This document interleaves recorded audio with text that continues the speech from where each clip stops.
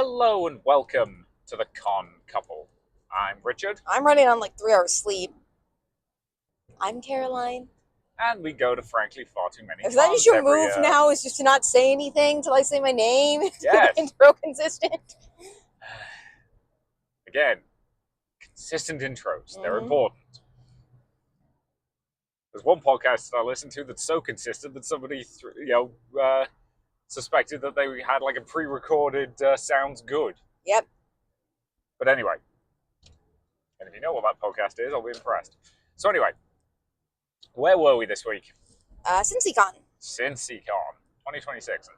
So we were commenting at MCFC that it was our first time doing a repeated podcast. So like doing a podcast, having been to the same con multiple years and making podcasts about it for a second time.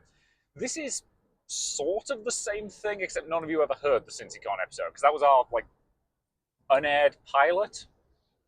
We actually recorded the first version of that using just the phone, not the hands-free lapel mics, because we hadn't bought the lapel mics yet. We were trying to figure out if just like putting the phone in between us and pushing record would work. Yeah, it didn't work. Yep. So we needed the mics, but it was a testing experience and a learning experience. Yep. Yeah. So Cincycon was sort of our first episode and sort of wasn't. Yeah, we did record it twice. Yeah, we did. In practice. And the second version of that I think actually was releasable in its general format, but you didn't think it was good enough to be on the internet. Yeah, we needed again, it was practice. Yeah, it's practice, because these episodes are clearly superior and better than that was. Yes. Yes, they are. So Take Cincycon... that how you will, ladies and gentlemen. And others. So Cincycon's an interesting bean. So... Yes. So it is a board game con. Yep. It's held at the Butler Fairgrounds, I believe, in Cincinnati. Yes, so it's fairgrounds. So if you've seen like those pavilions in fairgrounds, that's kind of close to what the venue's like. It is, for the most part, climate controlled, which is good because it's February, March. So yep. Yeah, the weather actually hasn't been that bad this weekend. Yeah, I think it was worse last year, but I don't really remember. Yeah, I don't remember the specifics either. But the building is, for the most part, climate controlled generally. Like, there were doors open this weekend, but it was thankfully, I think, warm enough that it didn't make too much of a difference. Yeah. Like, sometimes you will probably need to have coats on, but we were kind of half coats on, half coats off the entire weekend. Yeah, there were a couple of times where I was kind of like yo-yoing between, but like not in a really bad way. But it's a fairgrounds pavilion, so it's going to be a little bit more bare bones than other sites, which is fine. The tickets are actually relatively cheap. I think they're like $40 a ticket or something like that, which is half the prices of most of the cons. Yep. And it is a full 3-dayer. Yep. And in terms of the actual physical setup of the space, you're basically looking at 2 big halls with a connecting like entranceway and a couple of bathrooms back there. So it's I'm trying to think, sort of a U shape to all intents and purposes, or maybe more of an elongated capital H. Maybe I don't know. I don't know exactly how I would describe the shape, but you get the vibe. It's 2 big halls and a central like connecting section. Yeah. So, like a lot of board game events, this does use tabletop events. Do you want to keep describing the space, or do you want to... Yeah, we can keep talking about the space. What else do you have to say mostly just because there's tables in both sections. The tables are close together, and that'll be kind of relevant for the weekend. Yes. I will admit, it's not my favorite space to game, generally. It's just... Particularly for RPGs, there's by far more sound bleed here than I have in other venues. I'm normally not that bothered by sound bleed, but as a feminine-speaking person, I will say that one of the issues you have at tabletop games is obviously going to be a little bit of sexism. There is not, frankly, much, if any, all here this weekend that was overt, which is great. But one of the kind of, like, structural sexist things is your voice doesn't carry as far, which isn't, like, a thing that is obviously, like, overtly sexist, but it can be a structural thing that plays into people already not paying as much attention to you as they normally do. Yep. And in spaces like this where there's a lot of sound bleed, it's just harder for people to hear you than it is somebody with a deeper voice. Yeah, during one event in particular, we did, like, the person kind of across the table from you wasn't really interacting with you much, and I don't think that was a conscious decision on their part. I think that was just they could barely hear you. Yeah. And to be clear, I'm not saying that this structural, actual literal structural thing, because it was the structural thing, not like socially structural thing, helping. is sexist. And I'm not saying the people who couldn't hear me were sexist. It's just one of those things that when you're already kind of trying to fight to be heard at a table, it just gives you an additional barrier, and it's annoying. Yes. I found it kind of annoying at a couple of points this weekend. Like, there were definitely one or two games that it was hard because they were meant to be more roleplay heavy games, and it was just kind of harder to form those bonds with people at the table than it normally is. It also means that I couldn't wear any fun ball gowns this weekend, and I had to wear just like my minor ball gowns, which is a problem for pretty much only me, and I do mean exclusively me, because me and I think one other or two other people were dressed up this weekend, but it's still a problem. Yep. So I do think they're pushing the upper limits of what the space can handle. Yeah. But I also suspect it's probably extremely cheap for them. And I suspect, it's hard for me to figure out how old Cincycon is, but it feels 20 like... plus years, yeah. I think. It's definitely a con that's a bit more old school, and you also see that as a transition into the ticketing stuff. Mm-hmm. So, Cincycon does use tabletop events, which we've talked about in the past. So you buy your badge, and then once you've got your badge, you can sign up for individual events and get tickets for those specific events. So a given tabletop game that's going to have like half a dozen tickets, you can snag them, and you'll be guaranteed a seat at that table. Cincycon does something that I don't know of any other board game con that does this. Actually, technically, apart from Gen Con. It locks its ticket sales 2 weeks out. And they then print physical tickets, which Gen Con mails them. Cincycon doesn't. You just when you go and pick up your badge, they give you your tickets along with them. But that does mean if there are like any last minute things you want to go to or changes you want to make, you can't. It makes it very, very difficult to like alter your schedule. And it also means you don't actually know how many people are going to be at a given table if you're GMing, because we did GM at this one last year. And we kind of had opposite experiences GMing last year insofar as your all-barred D&D game had, 8 people try and turn up and play it? Yeah, well, also people were turning up at the tables without tickets, and like at that point, because the online ticket system closed early, at that point, because it was my first time there, didn't know to look at the physical board to see if there were tickets, which they do, I guess, have. Did you explain that already? Yes, they any tickets that haven't gone into people's badges when they get handed out are basically put on a physical board behind them, so you can like go up and say, "Hey, I'd like a ticket for this event that looks to still be open." Yeah, although it is hard to read them because they're just like normal print, and the board is a little bit far back. Like I struggled reading them, and both of us were like, our vision just requires normal like nearsighted, farsightedness. So. Yeah, like I wear contact lenses, but I currently have correct prescription contact lenses, so I can normally read fine. Mm-hmm. But yeah, the print on the tickets is a little small for the distance that they are back. Yeah. So yeah, last year I told people to just show up to the table the day before when they commented it was sold out, because I thought that was just like a ticketing system error.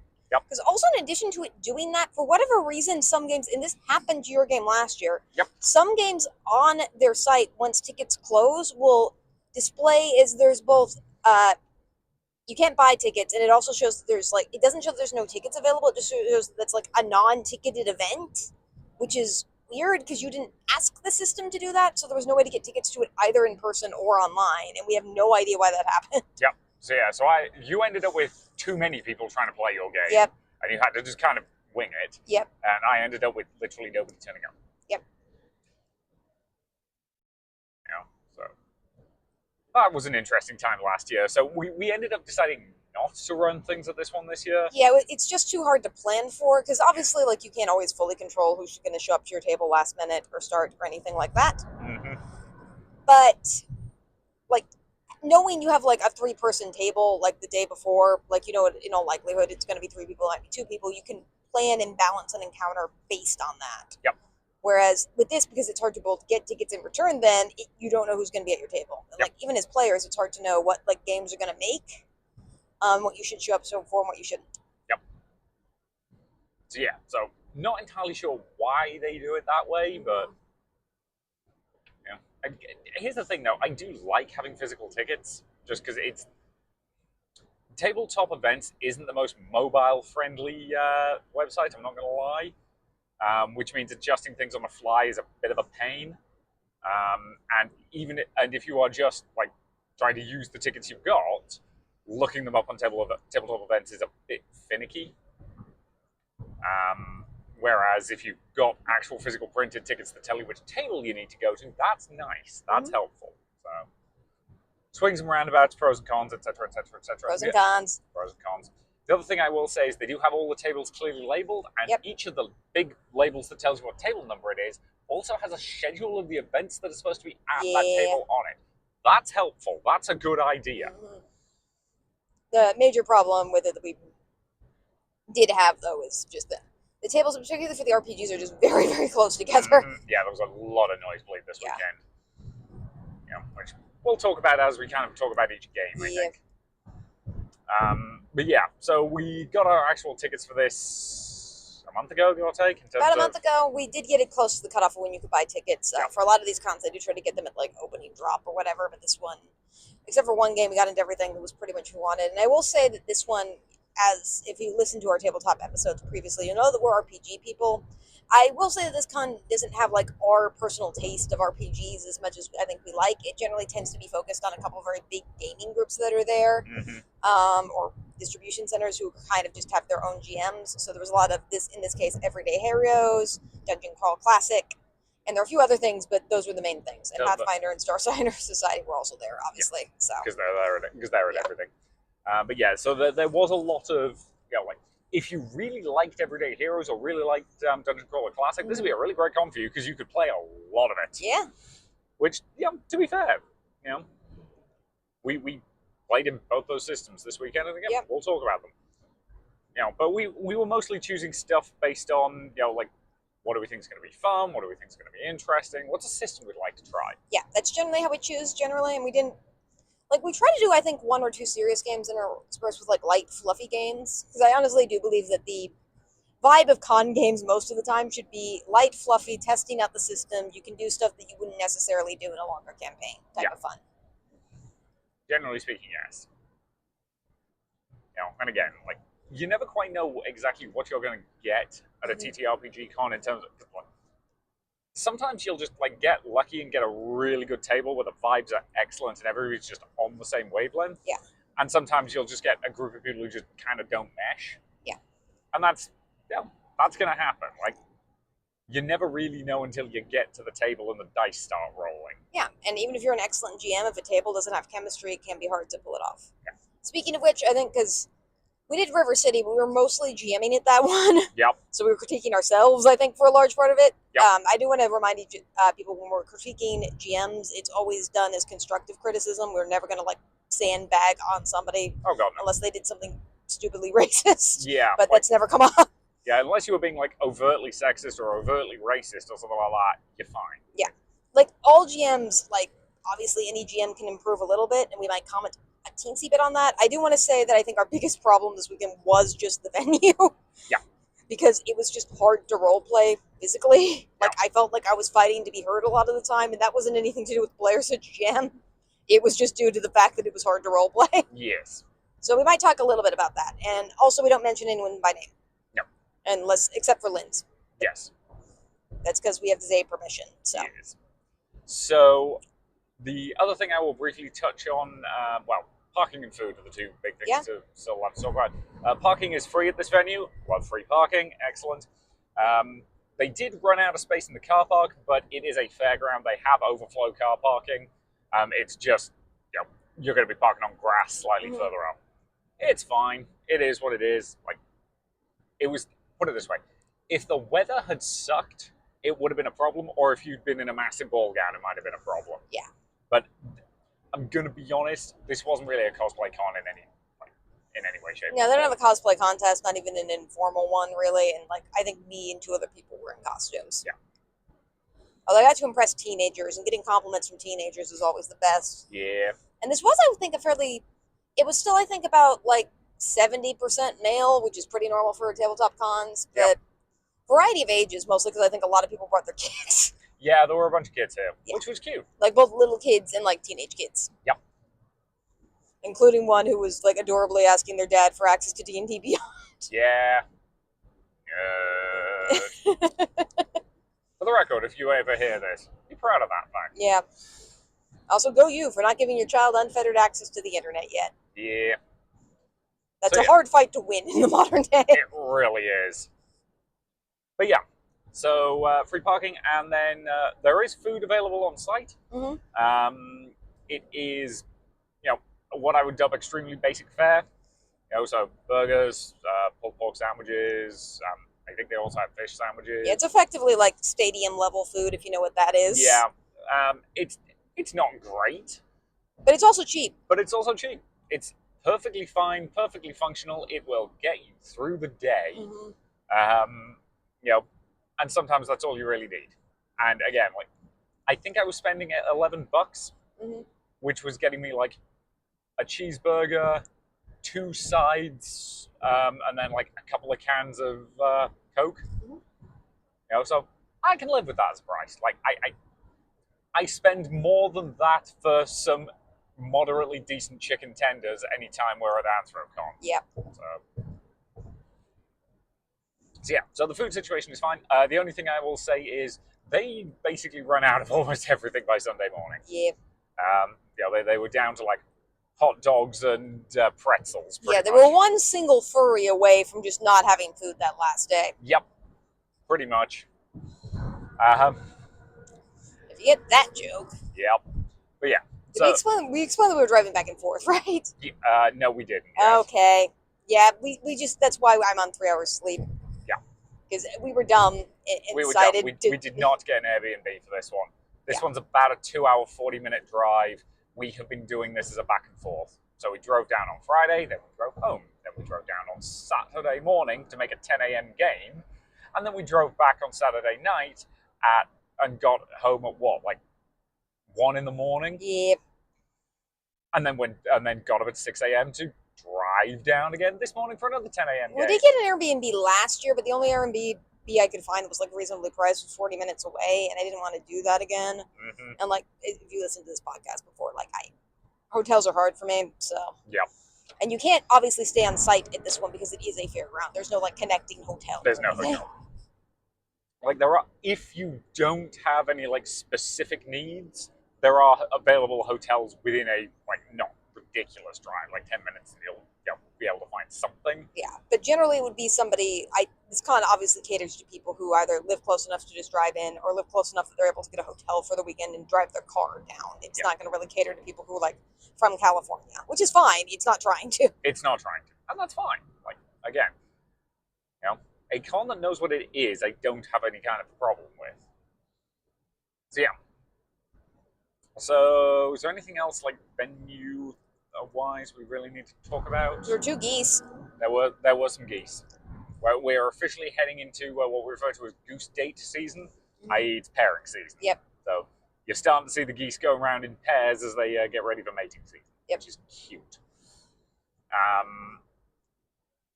The other thing we should probably talk about is the setup of the vendors.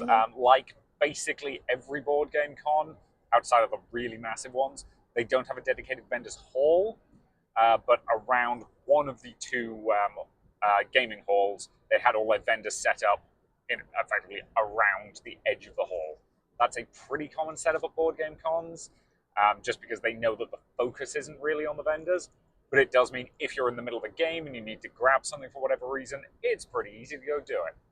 Looking at you, guy in my Mass Effect game at a Catacon who went up and bought fresh dice because yours were sucking that game. Well, I do think particularly here, the vendors do have a very strong tie, because half the vendors, you have your traditional crochet stuff and dice stuff and board game stuff and 3D printed stuff. That's all represented. Yep. But a decent chunk of the games, particularly in the back area where they're running, are just straight up games that those vendors have either made themselves or work for that publisher. Mm-hmm. So it's a very nice crossover. So you can play a game, and then if you like the game, you can buy the game. Yep. Which we did do this year. We did do this year. Yeah, we'll talk about that when we get to that point. Mm-hmm. But, so, are we ready to go chronological at this point? Yeah, we can bring other stuff up as we mentioned it generally. Yeah. So, we started off this week, or this weekend, with 2 games of Everyday Heroes back to back. Yes. There were not a lot of systems, so. Yeah. And I will also say that, like, this is definitely this isn't like a full war game con, but there's definitely like war games are very well represented at this con. And as somebody who does not like war games, I just have fewer options. Yeah, there was a 40k tournament here, and I'm going to talk about that in our. What we didn't do at this con section is going to be somewhat longer because I want to talk about that in detail. But we'll get there when we get there. You're excited about it, though. A little bit. We'll talk about it. Yeah. So, our first. So we got there. Badge pickup, relatively straightforward. Just tell them what your surname is, and they leaf through to find it. And they basically just had a box for each letter of the alphabet. Nice, simple. Yeah, a lot of these cons policies are very clearly designed pre-internet. Yep. Or reliable internet, at least. Yeah, because Tabletop Events did send us the usual QR code. They did not need it. They did not have. I don't think they had even any method of scanning that. Yeah. And you can also buy tickets at the door. Yeah, I went to the bathroom while you picked up tickets. Yep. Which I think conveniently was nearby. Yep. And then we were immediately mobbed by like a bunch of people. Yeah, in a very nice way. Yeah, we bumped into several people who knew us. Like we bumped into Adam, as in the Adam from AdamCon. Multiple people said hi, the con couple, which was that was nice. That was nice. I did not realize we had that much rep. Oh, God, we're starting to become known in various con circuits. Oh, that's terrifying. That's fun. Because the same thing happened with the furries like 2 weeks ago. As long as we don't get embroiled in scandal, we'll be fine. Most of the scandal's just how you say schedule. It's pronounced schedule. Yeah. This was really nice, by the way. We had like several different conversations with several people who we met at cons in varieties of fashion, and that was just a ton of fun. It was lovely. If you saw us this weekend, thank you. We really appreciate you. And one of the people we bumped into was Lynn's. Yeah. Hi, Lynn's. I hope your car is better. Yeah. But, so, we got there like 20 minutes before our game was due to start, I think. Yeah. So we sort of, had a bit of a quick sit down and a chat, and then we basically said, hey, we've got a game we're scheduled to go to at 1 o'clock. And we invited Lynn's along, and they conveniently had one spot left. Yes, which when we looked at the schedule, they had, I think we were the only 2 people signed up. Yeah, I think we were the only 2 people to sign up, so we weren't sure it was going to make, but then a bunch of people were at the table. Yeah, which again, that's kind of the nature of this con. I suspect there were people who just went down and then just got tickets for that event. So, this starts at 1. There are tickets available. That sounds fun. But yeah, they had 1 seat left other than the 2 tickets we had, so it kind of worked out well. Yeah, and I think I picked this game specifically because it had an English premise. So this is Everyday Heroes Mayhem on the Moor. Yep. So Everyday Heroes is I was going to say interesting system. It's basically a 5e conversion. Yep. And again, as we've said before, D&D 5th edition is an excellent intro system because it has enough crunch for you to figure out if you like crunch. It has enough RP for you to figure out if you like RP, and then you can, and if you like that balance, great, you can keep playing it. Or if you realize you like one aspect more than another, you can go into other systems that have more of the thing you like. Like if you kind of like 5e but wish it was crunchier, congratulations, Pathfinder's right there. Mm-hmm. So Everyday Heroes operates on a very, very similar rule set to 5e, except it is set in modern day Earth. Yep. And the implication I took from the first game was that there was no magic, none of that. Mm-hmm. And then the second scenario that we did straight after that did involve walking statues that were being reanimated with some kind of magic. So apparently there is. Who knows? Well, they did say, or you were in the bathroom, I think, for when they were giving the explanation. The GM for that game did explain that the magic was incredibly unusual, stuff that we should be shocked to see. Levels of unusual. So it wouldn't be like a traditional D&D environment generally. Yeah. Again, it is set in the modern day with modern day stuff. Yeah. In terms of a system, I think we're both on it. It's perfectly fine. This is not against either of the GMs, because I thought both of the GMs were quite good. Oh, both of the GMs were good. Again, it's mostly just... I think probably the most interesting thing about that system is probably its character creator. Yep. Because they did actually create a bunch of different interesting characters with it. And again, all pre-gens, because, I suspect, 5th edition, the actual character creation probably takes too long to be practical to do at a con. Mm-hmm. Unless you done it enough times to know exactly what you're doing. Yeah, well, they had some some good character concepts ready to go. Yeah, and the table had decent chemistry. I was a little bit, and this was true for all the games this weekend, it was just hard for me to talk, generally. Yeah. You were getting drowned out. Yeah. In part, there was just a lot of people at the table. In part, because, like, with more traditional RP, or this type of stuff that I really like, it's fun to do scenes with people. In these types of environments, it's just really hard to do scenes with people where you can, like, pass the scene on to the next person. Yeah. We got a little of it, but not a massive amount. Like, I thought everyone did a great job role-playing their characters. It's just there wasn't enough character versus character interaction, and that was just a theme across all the games this weekend. And again, I blame the venue, not any of the players. Yes, I do sort of know what you mean by that. It was relatively hard to get like conversations between players going. Yeah, it was. Most of the games this weekend were more like you're kind of doing your own thing next to somebody else who's doing their own thing, as opposed to two people are working like collaboratively together. Yeah. And I think that was more just kind of it's hard to kind of have those types of conversations in like a room where you kind of have to effectively shout across the table at somebody else. Yep. Yeah, whereas we've really been, generally speaking, our favorite moments of roleplay are almost always. Look at all the donkeys. Ah. We record this in our car, by the way. Yeah, you may have noticed. Hands-free lapel mics. Yeah. But yeah, so there was a lot of. And right now, donkeys are crossing the highway. So anyway, I lost my train of thought. Okay, so there was most of the RPGs this weekend ended up being relatively plot heavy and relatively RP light, which not a criticism, not a complaint, just not our personal preference. Like when we have the opportunity to go into some deep RP, that tends to be the thing we really enjoy.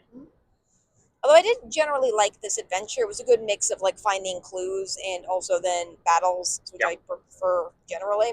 Yep. And the character concepts were fun, and everyone was at least role-playing characters. And there was a fun red herring that was involved. Yep. So since it was a pre-written adventure, we're not going to probably describe it in too much detail, just because if you're listening to this, you probably live in an area where we are. You might go to a game where this is run. Yeah. So we don't want to ruin it for you. Yeah. Well, the basic setup was a couple of aristocrats have been kidnapped and like are being held hostage, and you need to go rescue them as a team of like paramilitary commando types. Yeah. No, that's the basic setup. I'm not going to get too much more into the details. And generally, I don't like military overtones for the theming, but I thought this was light enough that it wasn't a big deal. Generally, like you were vaguely military-ish, but it wasn't like an important part of the plot. Yeah. And the gym I thought was good, giving and take to people and having everyone at the table like collaborate and have fun. Yep. Yeah, I thought it was fairly well balanced in that regard. And your character was, flirty. Yeah, obviously. I was playing the suave one. Mm-hmm.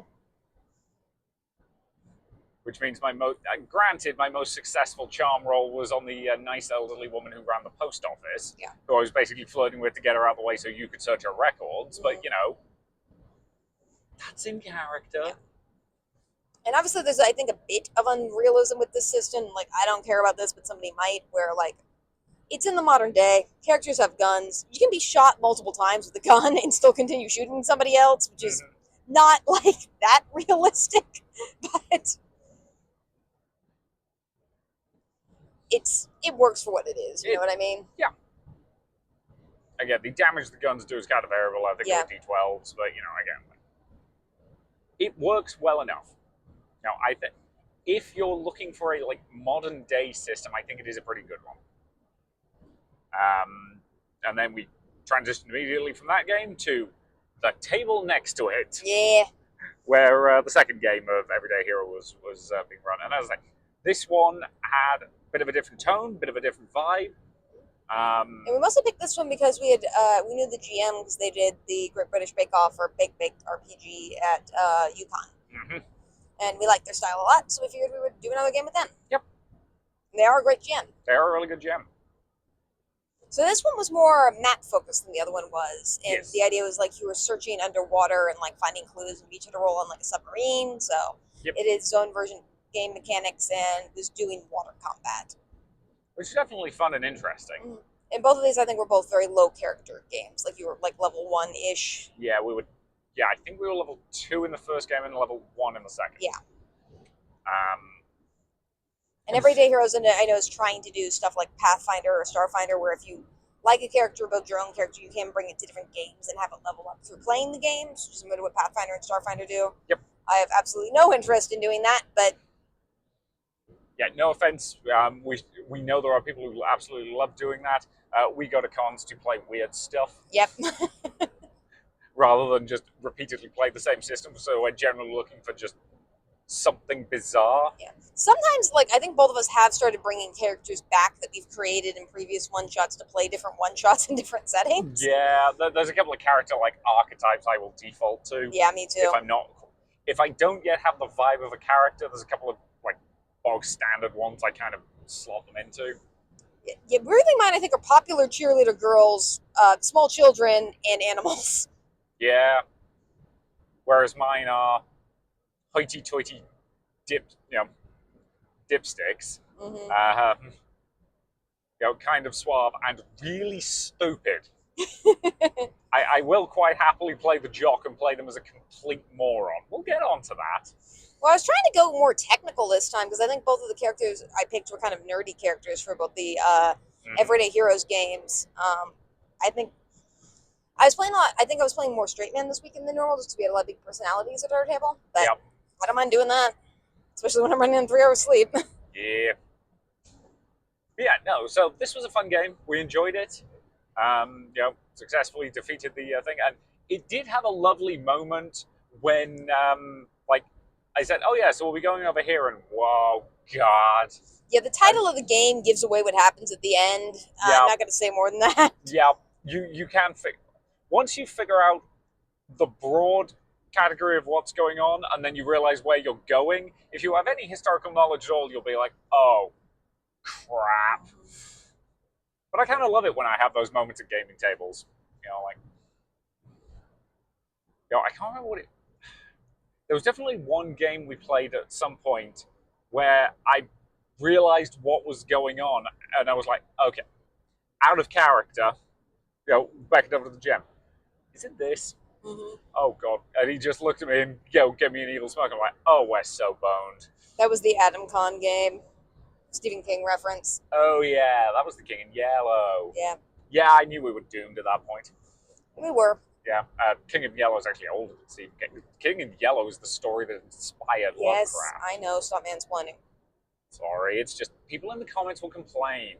No, we don't get that many comments. Yeah, I know, but we should get more comments. Also, by the way, like and subscribe. Right. Like and subscribe and do all that stuff. Yeah, do the YouTube pleasantries. Or else we'll be vaguely disappointed in you. Like, not very disappointed, just like very slightly. I'm kidding, for the record. Like, you can do you. So is there anything else you want to say about that game? I don't think so. Again, it was fun, and like I do enjoy those moments of revelation sometimes at a table, which you can get with certain settings and not others. Like, if you know a universe particularly well, or if the universe happens to be the real world, then you can have those moments.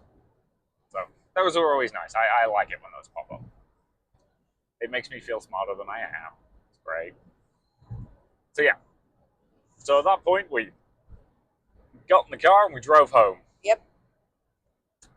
And then we did forget the amusing thing about that game, which was our dice was playing favorites that game. Yeah, because I'd just broken out one set of dice for that one that we were just sharing. That we were given randomly for free at OhioCon. Yeah, thank you to that person. Yeah, especially because these dice are comically volatile. Yeah. Like, this dice, that one D20 is world more 1s and 20s than any other D20 I've ever seen. Yep. It's done both, like a bunch this weekend. Yep. Yeah, it was great. Like, you actively threatened it, and it proceeded to roll a 20, and then I rolled it, and it rolled a 1 after I was nice to it. What the hell? Well, like, the GM was at, because we were just sharing dice, and the GM had a bunch of D20 dice, so he was like, you can just borrow one of these if you want. And so how I just chose to handle that is I just like, all right, if you don't do well, you're getting banished. And then it rolled a 20. Yep. And then you apologize to it. I was like, no, she doesn't mean it, buddy. I was petting the dice. Because this is the thing if you do a lot of TTRPGs, we all have a weird, stuff we do with our dice. Yeah, everyone does it. Some people, put them on 20s to, teach them what number they're supposed to roll. Some people put them on 1s to get it out of their system. Yeah. It's silly. Like, there is actually a little bit of, like, because dice are obviously a physical object. If they're made with any type of imperfection, they can roll not quite randomly, and it can be hard to tell if a dice has an imperfection and rolls not quite randomly. But that said, most of this is just us trying to make meaning out of random events. Yeah. And because it's funny. Yeah, but there was, like, I think, a time where I rolled a natural 20 and you rolled a natural 1 when we were both doing the same check, and then on the roll after that, I got a 19 and you got a 2. Yep. And it was just like, what the actual hell? But that dice has never rolled any min numbers. It's either extremely high or extremely low. Yeah. That's all it does. It's kind of funny. So yeah, this was funny, and we were making fun of it throughout the table. And I also like this GM did a lot of breaks, which was quite nice. Because I actually do prefer games where you can kind of like wander around and kind of relax a bit. Because I will admit, my attention span was just kind of waning at this point because I did have to work in the morning and drive down. So Yep. It was a very fun game, though. It was. So yeah, so again, at that point, we drove home. It was 9 p.m. It was 9 p.m. We got home at like 11:30. Yep. And then we went to bed. Yep. We had to get up, because we had 10 o'clock games, we had to get up at 6:30 the next morning. Yep. So do you actually want to talk about what you've been wearing all weekend? So I have these series of sparkly dresses from Ava Gowns. And I've just been wearing a different color sparkly dress because I have them in multiple colors every single day. Yep. So on Friday, I wore the pink one. Yep. On Saturday, since we were doing a pony game, I did my Rarity kind of cosplay with it, where I wore a white version of it, and then I did a purple wig. Yep. And today I'm wearing a blue one. Yep. So yeah, nice and simple, straightforward, reasonably practical for the venue. Like a full ball gown, you would have been having problems. But yeah, you kind of wore the sparkly dress on Friday just because you had to work first. Yeah. And we were going straight from work. But then getting through the tables on Friday, particularly, I'm just like, I don't think ball gowns are quite right for this, particularly since you have to walk through kind of a fairgrounds area to get into the building anyway. Yep. The floor is not realistically that clean, so let's just keep it at this. Plus, it's more comfortable on a 2.5-hour car drive both ways. Yep. But yeah, so we made it down for our 10 o'clock game. Again, I think we got there like... We got there at 10 and it was packed. It was busy. Which again, I'm blaming the Warhammer players for that one. Because those guys started at 9. So yeah, so that day we did end up parking on the grass. Again, not a major problem. It was reasonably dry all weekend. Like there was a bit of rain driving home on Saturday night, but we didn't have any problem parking on the grass and just walking over, even with you in a white dress. Yeah. Fun fact, that was one of the dresses she wore to our wedding. But yeah, so what was the first game? Traveler. So this was the one where we were having real problems in terms of the positioning. Yeah, because we weren't at a round table for this game. We were at one of the, in addition to like the round tables they typically have for RPGs, they also have like longer tables that have several different groups on them for various board games. Yeah. Which makes sense for board games, because I think they actually do work better at square tables as opposed to round. Yep. But RPGs do not. Yeah, RPGs generally a round tables is going to serve you best just because that generally strikes the right balance of everybody being able to see and hear and talk to each other. And sometimes you're going to have maps and a lot of other stuff, and that's just harder on a smaller table. Yeah. But for whatever reason, this one was at a square table. I suspect it's just they were out of round tables. Yeah. And I think it's almost, in some ways, lucky that we only had 3 out of the 6 players who were, I think, supposed to show up, to being us, just because there was not, I don't think, physically enough room for 6 people to actually functionally play in that space. Yeah, I think it would have been a pretty severe problem. So yeah, the main reason we were doing Traveller is, well, one, we wanted something for that time slot. And 2, Traveller's a system I've been vaguely interested in trying for a bit.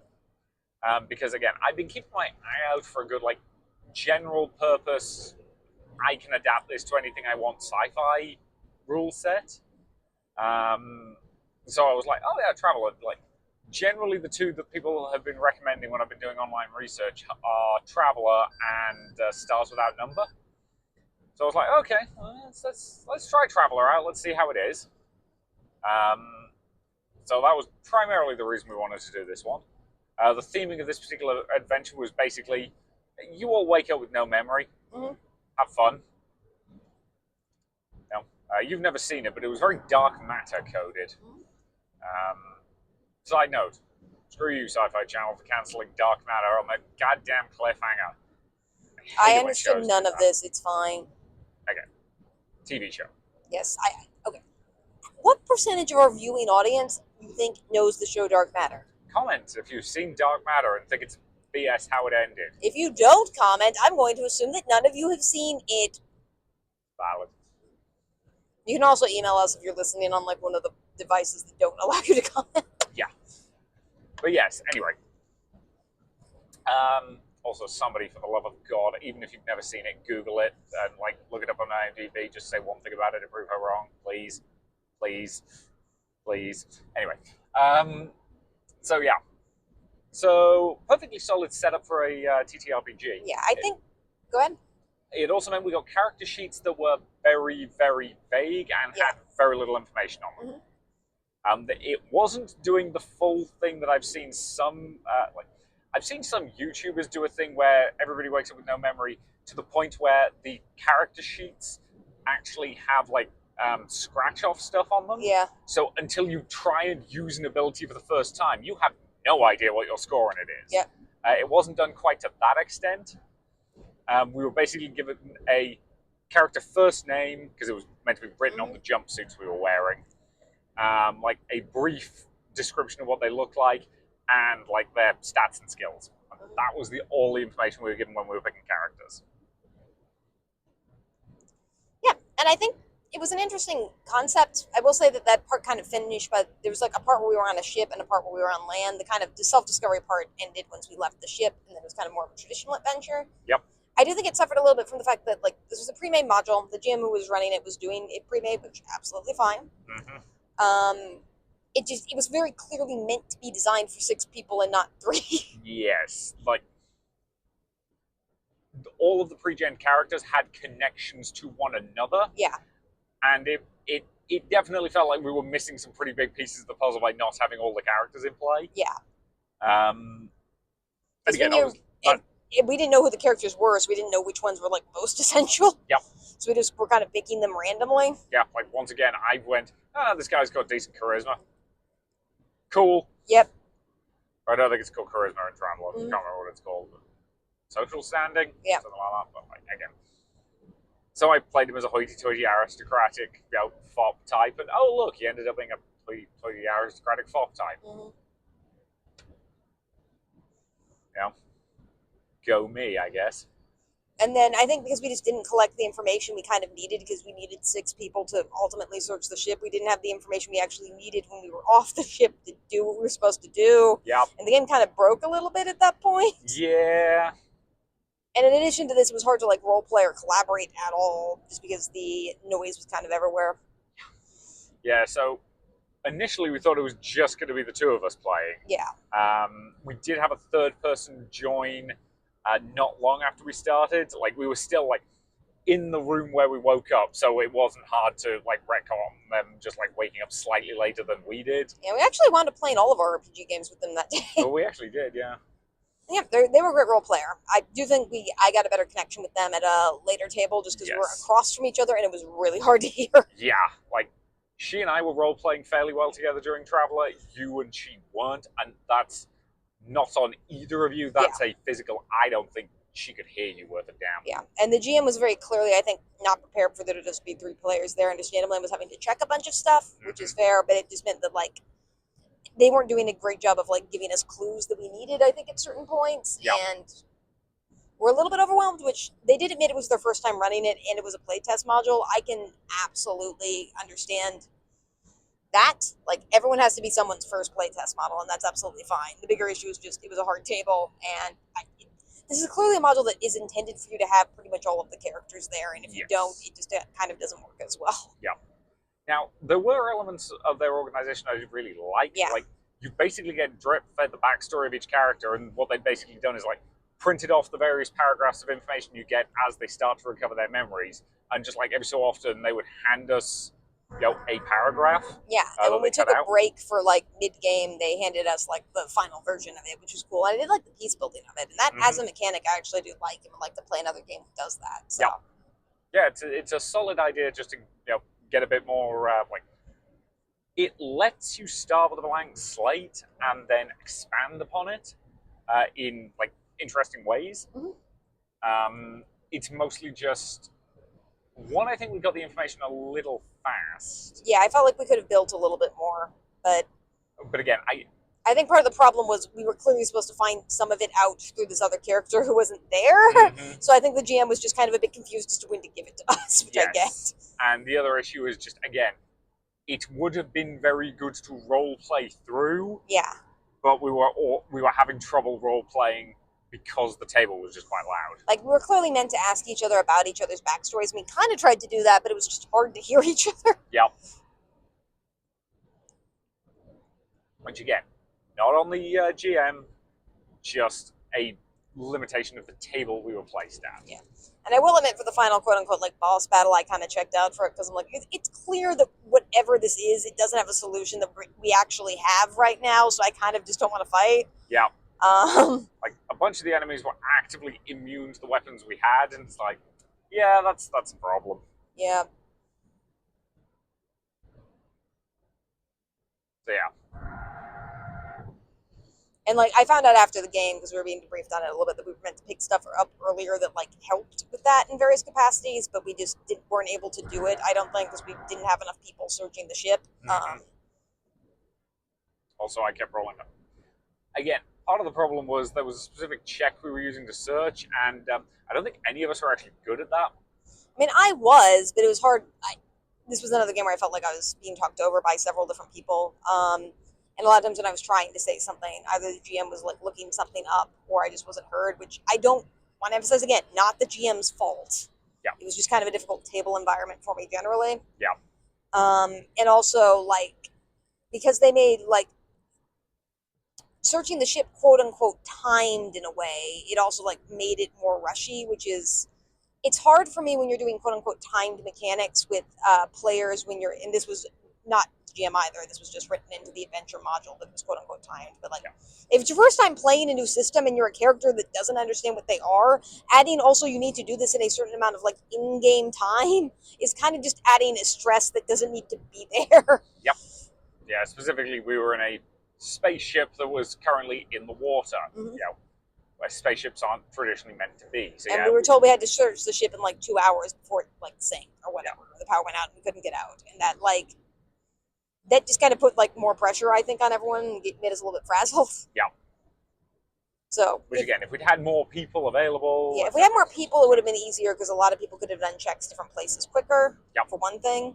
But again, it's clearly balanced around this idea that there are going to be 6 people searching the ship at once. Yeah. As opposed to 3. Yeah. So, yeah.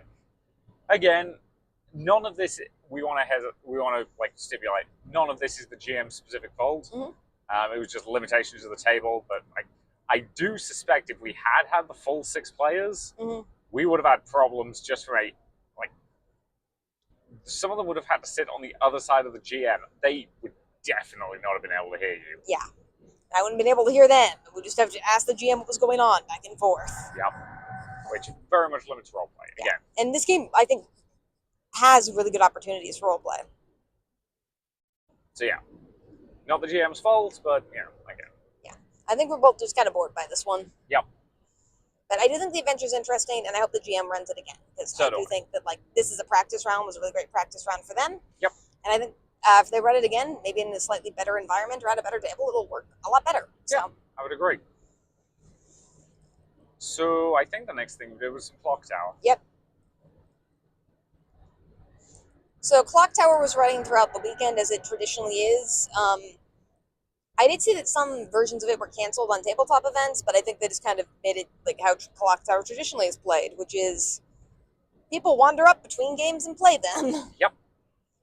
And we were asked to play it a couple times by somebody who we played it with before. Mm-hmm. Yeah, we got asked on Friday a couple of times, but we were we were in other games at that point.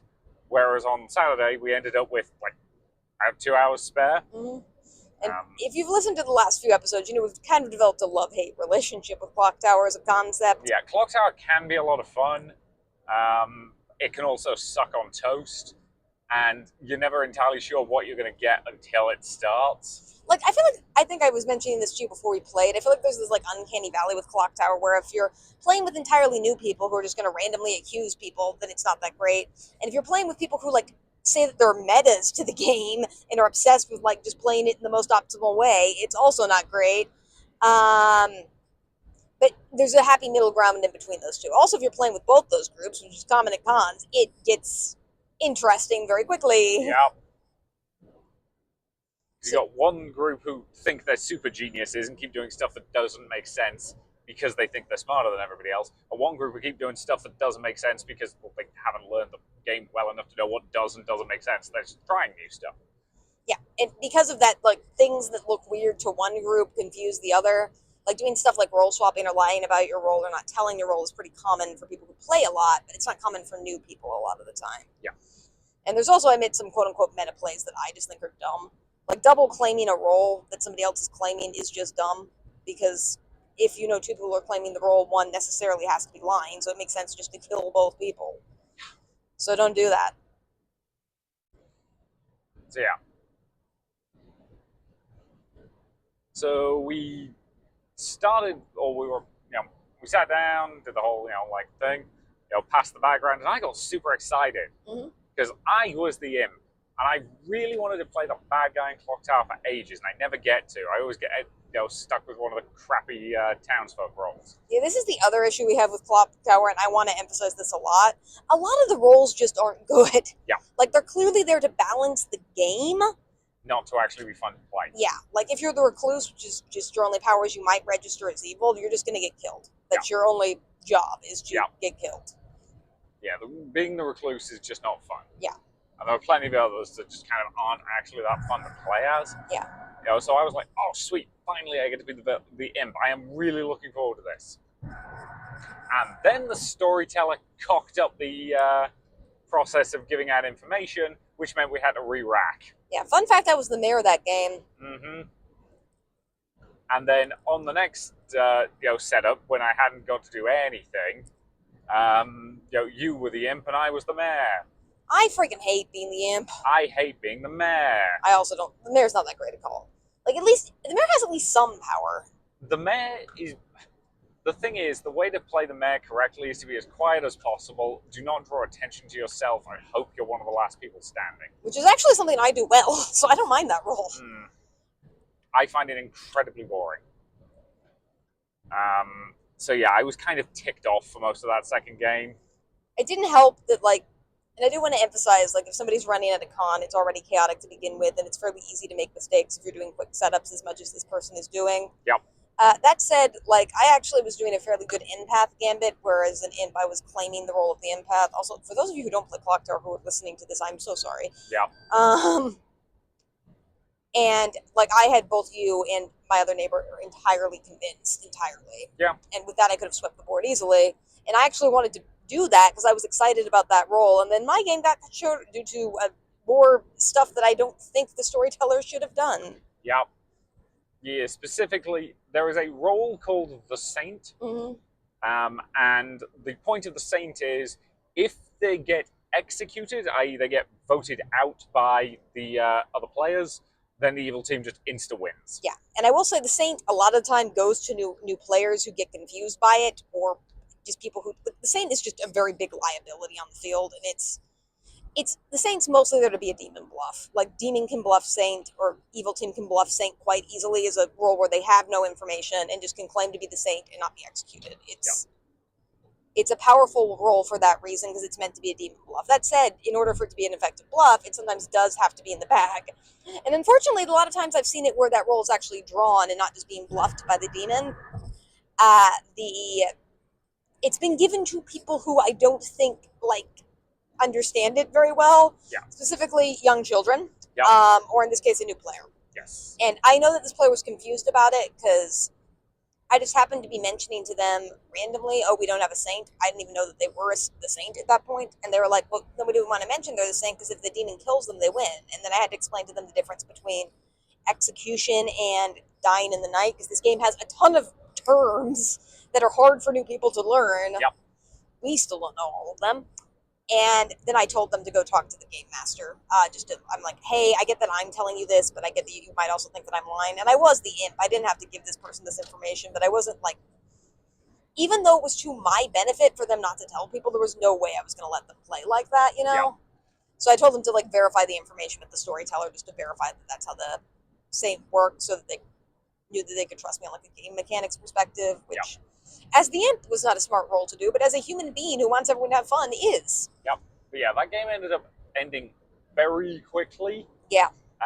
Because for some reason, there was one character who needed to get bad information, and the storyteller decided to tell them that the Saint was the imp. Yeah. Which is, to be clear, they didn't have to tell them they were the imp. They could have picked any role. Yeah. But they chose imp for the Saint. Yeah. Which it meant we all were like, oh, okay, cool. So we then executed them, and then the evil team immediately won. Yeah, which had the unlucky combination. This person had not been claiming Saint beforehand. Yep. And because they didn't know how it worked. They didn't know how it worked. So when they said that they were the Saint last minute, that sounded like a demon attempting to cover their own. Yeah. So then evil won. Yep. And it was so comical and I think so anticlimactic that even after evil had won and they were revealing the roles, everyone I think was just so confused. Half the people did not know that I was the imp. Yep. Even at that point. I had to explain it to the person next to me. Yeah. Like, he was still convinced you'd been on our side. Yep. But yeah, so we ended up doing one more game. You were not feeling great at that point. I was not feeling good at that point. I think part of that was the game, part of it was some other stuff. Part of that was the game, part of that was the 40k tournament. Yeah. Which, again, I'll talk about in detail when we get to the stuff we didn't do. But yeah, so we did one more game. I spent that entire game mostly just pissed off and sitting in a corner because I got the bloody mare again. You did win the game for us, though. I did end up winning the game, but yeah, you were definitely out of it, and I was feeling guilty. I think most of that game, because sometimes, particularly because I know you really care about me and what I want to do, and sometimes it's hard for me to determine what's a no for you and when it's a hard no, particularly when we have to decide quickly. Yeah. I was also feeling guilty because if we didn't play, there wouldn't have been enough people to play. Yeah. And I figured it would be a quick game, and I wasn't happy with myself for how I handled that situation because I should have been more respectful of you and your no, and I wasn't, and I'm sorry. Because again, I phrased the no more as I'm not convinced we'll have enough time to do it before our next game, which was at 3. Yeah. But then other people pointed out that they had their games at 3, and I could tell you were kind of upset, but I wasn't sure if it was the push-through version of upset or the we need a break version of upset. I also wasn't really sure. Yeah, it was definitely the we needed a break version of upset in retrospect. Yeah. Because, I admit I didn't I think, the Slayer or something like that. Yeah, I was definitely the Slayer. You were the Slayer. I'm sorry for those of you who don't play Blood on the Clock Tower and have to listen to us yabble about this. The Slayer basically has a power that once per game they can declare their Slayer shot and point it at a specific target. Yeah. And if that target is the demon, the demon dies and good immediately wins the game. I was also actually drunk this game. Mm-hmm. Which basically makes you worthless. Yeah. Which I think they did on purpose just because they thought it was too good the last game. I'm going to tell myself that at least. Yeah. I don't actually know the drunk is chosen because I'm not a storyteller. It is the storyteller's choice, but again, the Slayer's also kind of a lame ability. It can be OP, but I've never seen a Slayer shot work, in part because if you're playing the demon and minion were playing this game, the minion's drawing attention to themselves and the imp is hiding. Yep. Or the demon's hiding, so, which is what happened, but we figured it out last turn with your mare power and won that way, so. Because the mare is basically, if there are 3 players left and nobody gets executed, then good wins. Yeah. Which is what we ended up managing to pull off. But yeah, I won both games, that's cool. Yeah. This was pretty chaotic. Which again, people were definitely having fun, and I would have been having more fun if we hadn't had to do that re-rack and You okay? You're actually getting upset now. I'm okay. Okay. I'm fine. Yeah, I do kind of wish there were a bit more mechanics for because I've seen re-racks happen probably 1 out of 4 times we play. We have to re-rack at cons, and I do get that storytellers are new and stuff like that. Given that Blood on the Clock Tower is built in a bunch of other mechanics for the chaotic things that happens at cons, like travelers and stuff like that, I really feel like it needs a mechanic for the GM messed up something. Yep.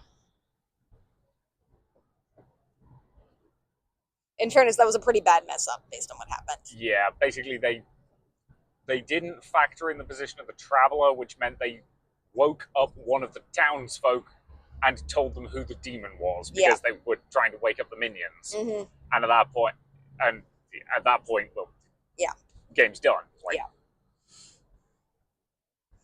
and I do get it. Like, I will say, like, running blood on the clock tower kind of does terrify me just because of how many moving pieces there are generally. Yeah, we're potentially getting roped into helping our university's gaming group run a 24-hour gaming charity event thing. Yeah, I'm. If we do get roped into that, I'm probably going to buy blood on the clock tower because it would be a good thing to run with the students. Yeah, or if you have a copy you're willing to loan us for like April 11th, let us know. Yeah, somewhere it did.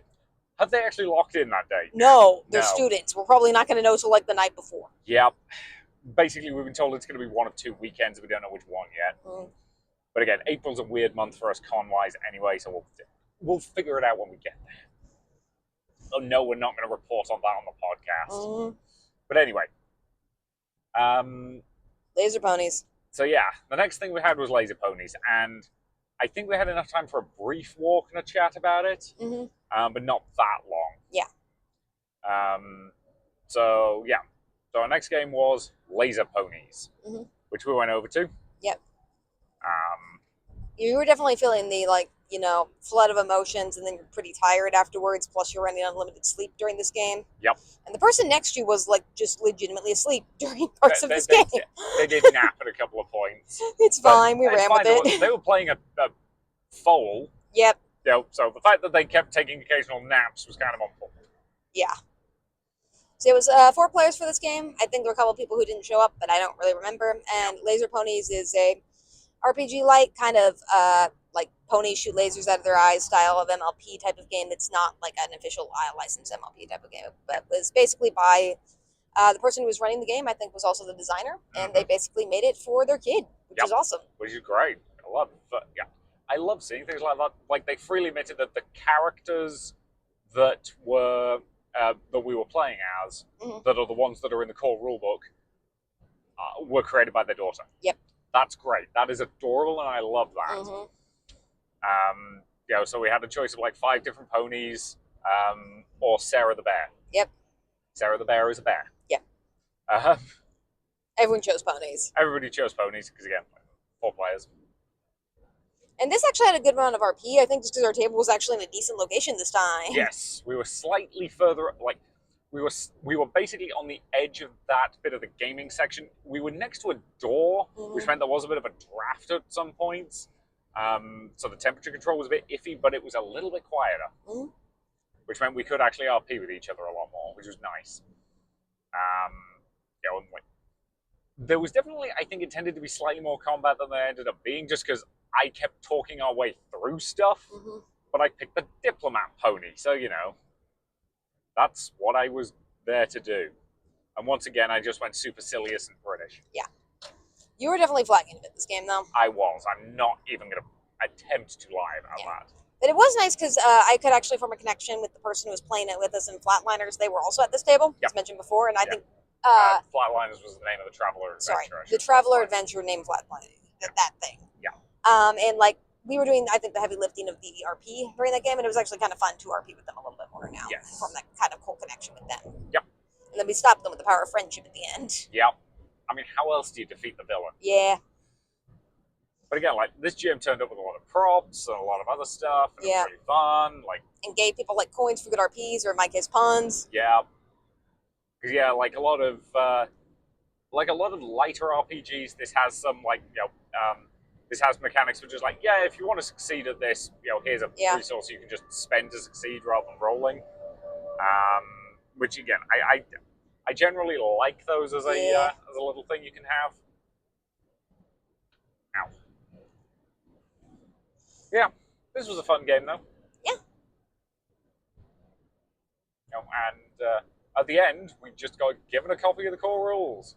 Love that. Thank you. Yeah. Yeah, they gave everyone at the table a copy of the core rules. Yeah. It was very fun. I feel bad that we're talking more about Blood on the Clock Tower than we have most of the games. Again, it's one of those things, because Blood on the Clock Tower, because it's completely random every time, you can talk about in more detail, whereas anything that actually involves like a written adventure, you don't want to spoil too much. Yeah. But no, we had a lot of fun with Laser Ponies.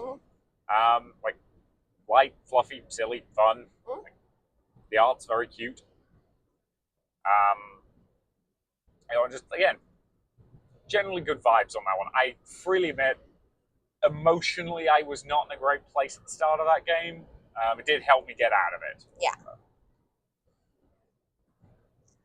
And I got to play the See the Future pony. Yeah. A lot of fun stuff happened with that. Yeah. Do you remember anything about the dice system? Because I'm struggling to. D20 system where you're trying to roll under the value of your character stat. Okay, that one of those. However, while you need to roll under the stat, you want to roll as close to the actual number as possible, because if the opponent is rolling an opposed check, they are trying. So like, say your stat value is 14 and you roll a 12. Yeah. That can be, and the opponent has a 13 as their stat value. If they roll a 13 exactly, that's higher than your 12, and they pass, so they win. But if they rolled a 14, that will be a failure because they rolled higher than their stat. Yeah. And I will admit, during this game, and it will unfortunately be a theme for later, I think I was just a bit sensitive to getting hurt this weekend for whatever reason, like more so than usual. I think that might have just been a kind of like, I feel like I'm either going to go back to blaming the venue or blaming the fact that it's just late February and I'm done. Like, I'm definitely not as like emotionally volatile as I was pre-surgery, but yeah. I do think I was just kind of a bit grumpy this weekend. You were too, based on that reaction, though. So yeah. I don't know what your theory is. Oh, I know exactly what my theory is. Like, I know what's wrong with me. Okay. Yeah, that's work stuff that we shouldn't talk about. With me, I think it's just mostly you're kind of upset, and we were emotional sponges for each other a little bit. Yeah. Whenever one of us is feeling bad, the other ends up feeling bad, and then we kind of we can get into a feedback loop with each other. Okay, you sound like you're close to crying this podcast. I'm really not. Okay, I love you. I love you too. Sorry, I was teasing. I know. Come here. Love you. This is normal banter for us. So yep. Yeah. But other than that, the game was pretty fun. GM got my signals with stuff like that. It was fine. Yep. I got to do a cool epic move at the end, which is cool, and call the ponies together. Yeah. And yeah, this was what I wanted it to be. So. Yes. Very light, very fluffy, very silly. Like, we were all making jokes about the animation budget, which again always ends up happening anytime we do anything that's like cartoon inspired. Yeah. So yeah. Ugh. But no, this was very fun, very sweet. We may well run it at a con at some point in the future. We do now have a copy of the rules. And one thing I did find amusing is the character sheet actually includes a section specifically for who would voice them in the movie. Yeah. So I had Evanna Lynch for my mystical Moonchild pony. Yeah, I had Tina Fey for my bossy pony. And I also like that this had actual they weren't minis, they were just legitimately toy ponies that you would give a kid. Yep. That all really embodied the character well. Yep. You didn't strictly need them, but they were just there because it was fun. They were just there to give you a vibe. Yeah. Hey, I like that. Again, it's the same way that for one of the things I'm running at Origins, I would ideally like to pick up all of the assassin miniatures that Games Workshop sells. It's just whether or not I'll have time to get them and paint them and do all of that jazz, which I probably won't, but it would be fun to have them, even if I don't. Anyway, so yeah, what was next? After that, we had about an hour break. We had about an hour break. Got some food. And then wandered around, had a quick look at the stuff at the vendors hall. Mm-hmm. And then Della Club. Yeah. Yep. So we did debate whether we were actually going to go to this game or not, because this was a 7 p.m. start. It was nominally a 4-hour game, which would have meant finishing at 11 and then a 2.5-hour drive home. So we weren't 100% sure if we were going to do it. We ended up deciding, okay, we'll start. If we end up having to tap early, we'll apologize and just leave. Because again, that happens sometimes at cons, especially later in the day games. But we played Della Club last year. Yeah. And it's a lot of fun. It you is. Want to talk about it a bit? So yeah, Derelict Club is basically, in the same genre of, I think, a lot of games, which is basically Stranger Things, your kids' vibes, but this one does it at a summer camp and actually works in, like, summer camp type mechanics into the game. But there's also, like, supernatural stuff going on in the background. So kid at summer camp coming over and are doing supernatural stuff a lot of the time. And you're equally trying to fight monsters as you are just trying to do stuff like sneak out and get beef jerky. Yep. Or in this case, like, weird cheesy fry things. Yeah. It has a dice pool system, which I actually find really good. Mm-hmm. I like this a lot as a system. So do I. So the way this basically, do you want to talk about it? Yeah, go ahead. You were about to start. So the way this basically works is your character has a quote-unquote toolbox of dice, and you will have a certain number of d4s, a certain number of d6s, a certain number of the standard polyhedrals, and then anytime you have to roll, you decide what type of dice you're going to use, and you tick off a use of that dice. And then you will roll a number of those dice relative to the number of the stat involved. So, typically your stats will have 1 to 3 dice associated with them. So, for example, my character I went with the jock for this one. So they had a scrap score of 3. Mm-hmm. So anytime I was using scrap as an ability, I would tick off, a use of the dice from my toy box, and roll 3 of that type of dice. Even if I was rolling 3, you only take off 1 use per roll. And then once you have completely exhausted the toy box completely resets and you have all of those dice back again. So it's not like you don't run out, but it gives you a certain amount of power to influence how important a roll is. Yeah. So at one point I was like, okay, this is a role where if I mess this up, I might get injured. Mm-hmm. This feels like a good opportunity to break out the big dice. Yeah. Whereas, for a different role, I was like, well, I could attempt to succeed this, but in all honesty, it's more kind of in character for me to fail this, so I'm just going to use the d4s on this one. Yeah, it effectively allows you to choose, like, not 100%, obviously, but it makes it more likely when you're going to fail or succeed, depending on what you choose a lot of the time. Yep. And we had 2 playstyles of this one, which are the 2 playstyles that we would expect. You and I, who saved all our high dice. Yep. And other people who just kind of YOLO'd it sometimes. Yeah, which, valid. I think both of those approaches are fine. Hell yeah. Similar to how there's 2 types of gamers. Yep. The bigger issue I have with this, and this is not really an issue per se, it's just, I think both times we played this, because the character archetypes, you have, like, because I think we're with the person who, like, works for the company or wrote some stuff, I'm still a bit unclear. Yep. There's so many kids you can choose from, and they're all just so much fun archetypes that both times we played this, everyone's been far, far more interested in playing kids at summer camp than they have been solving the mystery. Yeah. So this time, what was the adventure title? It was something about Nosferatu. I think it's like Journey or Search for Nosferatu or something. Yeah. It was vampire-based. Yep. As you would expect. Yeah, so, like, right at the start of the adventure, somebody gets attacked by a bat, and then there's, like, they're starting to act a bit weird, there's something strange going on. Mm-hmm. Yeah, but in the middle of that, you're all just doing, like, kids at summer camp stuff. Yep. And I did appreciate the GM in the debriefing afterwards, like, yeah, you missed a lot. Yeah, we did not cover most of the mystery at all. Yeah. Like, at all. Also, we were kicked out after the first day. Yeah, we did still find... I like that it was us being kicked out, like, for the shenanigans we were doing at night and getting hurt, as opposed to the, like, terrible and horrible things we did during the day.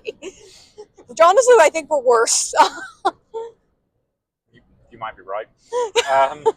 Like, at night, we were mostly just a danger to ourselves. During the day, we were a danger to other people. Yeah. Again, it's one of those things. Everybody understood the principle of, you're playing kids. You can make some really bad decisions. Yeah. Like, again, my character was the jock. He was dumb as a bag of rocks. Yep. He had a 1 score in brains. Yeah, we had I think, dancer kid who was dancing the way children dance. Yep. Just like the worm and a bunch of weird moves. Yep. Again, everybody understood the assignment. Yeah. It just meant we were all being quite silly rather than, like, I cannot for the life of me remember what it was, but there was one moment that just completely broke the entire table. Yeah. There were a couple also about periods, which amused me greatly, because the player who was playing across from me, who played the other games with us, is femme-identifying, I assume. I'm still going to use they-them just to be safe, because you can be femme-identifying and have periods and still have they-them pronouns. Yep. But we were making a bunch of jokes about periods, and it was just fun to watch everyone's reaction. Yeah. Especially trying to get the male GM to describe what happens. Again, it was basically a case of you had to distract the camp nurse in some Yeah. way, so that was what you went with. Yep. And of course, because I think every male character there, we'd all gone for archetype, or every male presenting person who was playing a boy, we'd all picked character archetypes who were dumb as a bag of rocks. Yep. Which meant we were all playing up the fact that we were complete morons who definitely didn't understand anything we were taught in health class. Yep. If they even bothered to teach our characters that in health class. So, none of us actually understood what was going on there, and it was hilarious. And the game was slated to go till 11. We ended at 10, I think just because everyone agreed. We mentioned our drive home, and I think everyone was respectful of that. Yeah. So. I think everybody else was also a bit tapped, not because the game wasn't a lot of fun. It was a blast. It's just, it'd have been a long day. Yeah. And I don't think there is just a straight up version of this where you can remove the grim dark stuff and just play as kids at summer camp that works equally well. You probably could. Again, mechanically speaking, the supernatural elements don't need to be there. Yeah. If you wanted to run this at a con without that, you absolutely could. And hell, this is the one we bought. Mm-hmm. We didn't do it that night. We did it this morning. Yeah. But we did, in fact, buy a copy of this game to potentially run at cons in the future. So we may well do that at some point. Probably. I also like that they do have mechanics for the camp parts of it. You have a daily camp schedule, and you can get merit badges and do different activities. So they don't ignore the camp aspect of it. That's a large part of the game. It's just being a kid at summer camp, which is fun. So. Yeah. It's a novel concept for a British kid. Yeah. Our summers aren't long enough to warrant summer camps. Mm-hmm. I think the last time we were in the UK, the summer break was 5.5 weeks for those kids. Yep. We used to refer to it as the 6 weeks holiday when I was a kid. Mm-hmm. That's all you get in the UK. It still felt like a long time. It felt like a long time back when I was in it, but it doesn't now. I feel like if we get rid of summers over here, people will mutiny. So, yep. Yeah. Plus, it's fine. The American system has made it clear it doesn't care about education anyway. Yeah. So anyway. This was fun. The drive home was absolutely miserable. The drive sucked. Not even because there was any problems with it. It was just, it was late. We were tired. My mood had been kind of all over the place this weekend. I'm not going to lie. Yeah, you honestly, I think, have been more rocky than me, which is unusual. Again, I know why. Yeah. But I think I was feeding off of it a little bit, and we're on little sleep at the point, so. And again, we are both always more sensitive when we haven't had enough sleep. Yeah, and I think it's also just because of the surgery, we pushed off all these other things we were worrying about and just didn't do the mental maintenance to take care of them the way we should have. Yep. That was probably a factor as well. That said, it still is better than before the surgery by far. Oh god, yes. Yeah. I'd rather you were healthy. Yeah. So we debated whether we're going to go back. Yeah, we did. We were umming and ahhing. We basically what we ended up deciding at 1 a.m. was I'd get you up at 6:30, and I think your words were, if I tell you to piss off, then I wouldn't have said that exact phrase because that's too British, but yes. That was the vibe. I'm toning down the profanity. Then it's what the parrot yelled at the firefighters. If you know, you know. If you know, you know. So yeah, we basically said then we'll know we won't bother going in for the 10 a.m. game. But I'm stubborn, and you're stubborn. Yeah, I woke you up at 6:30, and we got up, got on the road, and we consumed a bunch of caffeine. Yep. And we got there in time for our 10 a.m. game. Yeah, we went around the vendors hall first and bought the... Yep, the Dalek Club. Yep. Which the vendor also gave us a slight discount on because he'd run out of the softcover version. The hardcover is slightly more expensive, so he knocked $5 off the price for us as an apology. And hey, thanks. Yeah, well, I was looking. To do that. We very much appreciated that. The softcover version was $40 online, and we paid $45 for the hardcover, which I honestly would prefer if it was a $5 difference. So. Yeah, we were very happy with that. Yeah. Yeah, thank you. So that's one we may well run at cons in the future as well. I'll need to add it to the spreadsheet. The spreadsheet is getting out of hand. Because again, like, there are currently on. So I can't remember if I've mentioned this. I have a spreadsheet now to keep track of all of the con games that we run. There's a separate tab for me and a separate tab for you. It's color coded, depending on whether a game is ready to run or not. And like the various things I need to do to get it ready, like have I made carrot sheets, have I actually written the adventure, all of that stuff. And at this point, there are 20 things on the list. 6 of them are green, which means they have been run at least once at a con. 5 things I think are blue, which means they are ready to go but have not yet been played. And then everything else is yellow or red, which is yellow is close to being ready to go. Red is I still have so much work to do that yellow is basically if I needed to I could get it ready for a con that was next weekend. Red is no, it needs more time. And then yours I think has at least half a dozen things on it at this point. Most of yours are green though, and because I keep coming up with ideas and adding them to the spreadsheet. Like, this is the thing, is I just kind of come up with like a vague sense of an idea when there's a con I want to run at, and then I want to do it after I've signed up for it. I don't really like plan beforehand. Whereas I do it the other way around. Like and I want to be clear, like I do plan obviously when I'm running an RPG. It's just I typically submit RPGs about like 3 to 4 months in advance, depending on the con, and then I just plan in the interim time. Yeah. I just don't plan before that 3 or 4 month mark. Yeah. Whereas I've just got stuff on the back burner that I come up with and want to get. I have so many things I want to do at cons, and it's finding the right cons for the right thing, and just like everything else. So yeah. So anyway. So we'll probably be adding Laser Ponies and Delic Club to the spreadsheet. Is basically what I was trying to say there. Oh yeah. So what were we doing this morning? Oh yeah, Dungeon Crawler Classic. Yeah. This was our 10 a.m. game. Yeah. There was a public radio game we were potentially interested in getting into. We did not have tickets for, I want to clarify. We just wanted to see if there was an open seat. Yep. There wasn't, no big deal. Yep. We did Dungeon Crawler Classic, which I will admit I was mostly nervous about because there were 8 people, which is a lot. Yeah, that is a lot for a con game. It's a lot for any RPG table, I'm not going to lie. This wasn't the other whole the way, both the Dare Luck Club. I keep wanting to say Joy Luck Club because of the novel The Joy Luck Club, not Dare Luck Club, and it's annoying. Anyway, they were both in B Hall, which is, I think, a little bit quieter and preferable. It's a little quieter. So yeah, I'm trying to think of like how we should do this one.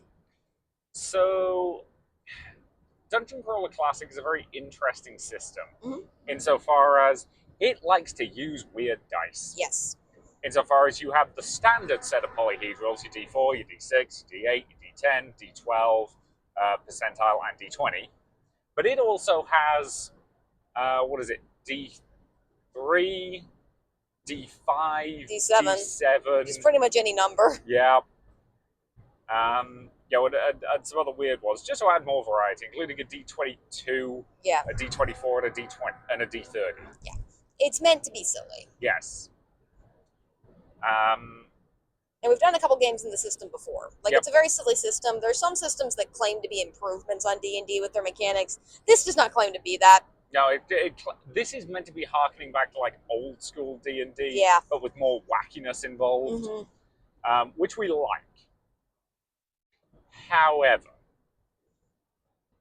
this particular adventure was more like grimdark themed, using the rules for what's described as the funnel. And the concept of the funnel is you start playing Dungeon Crawler Classic in a more grimdark setting with about 4 characters each, with the assumption that they are level 0 characters. They are so squishy that like most of them are going to die. And you should eventually come out with like 1 character. And I'm going to be honest, we're not massive fans of that as a concept. We don't like meat grinders.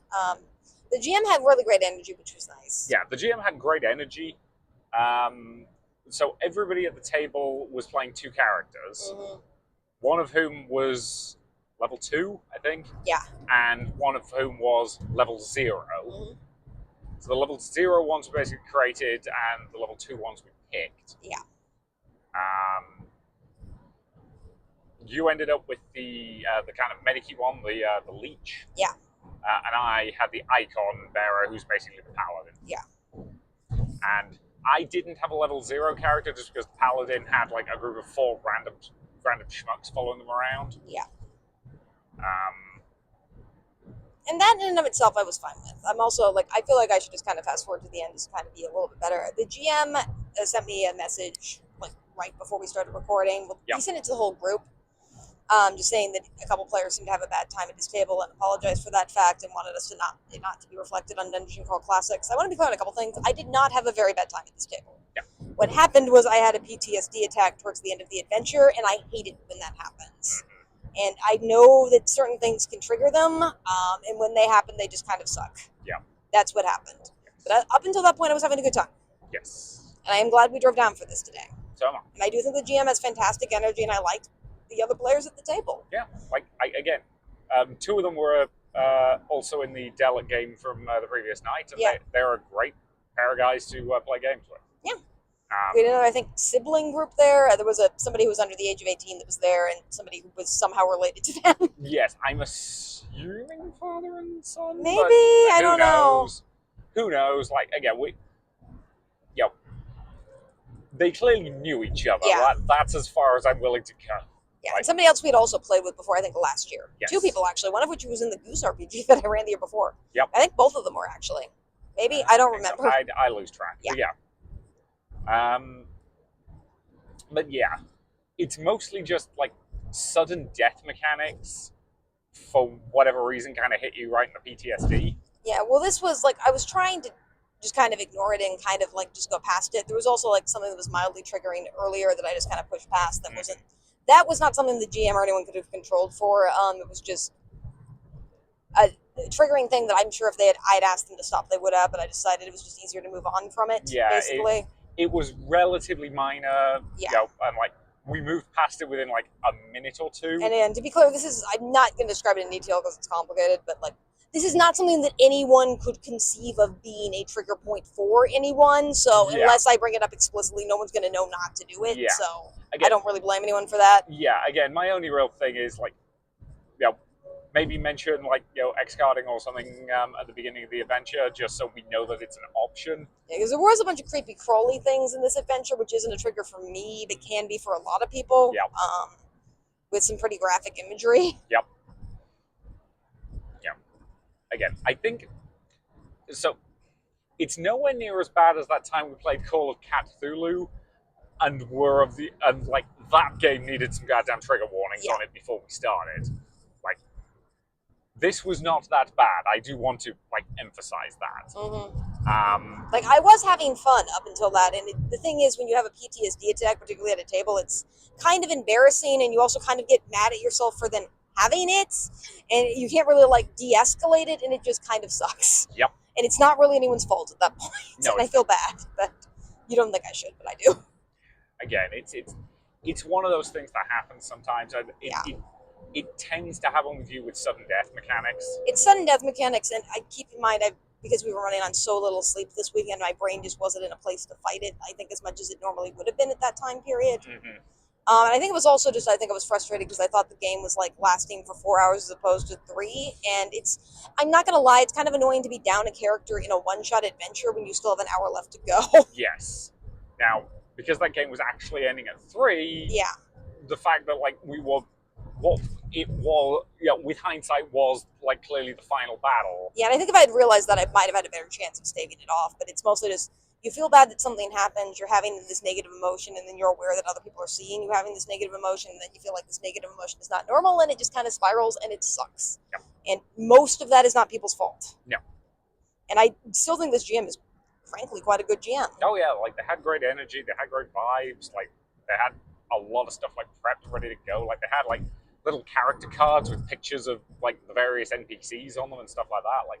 It was a lot of fun.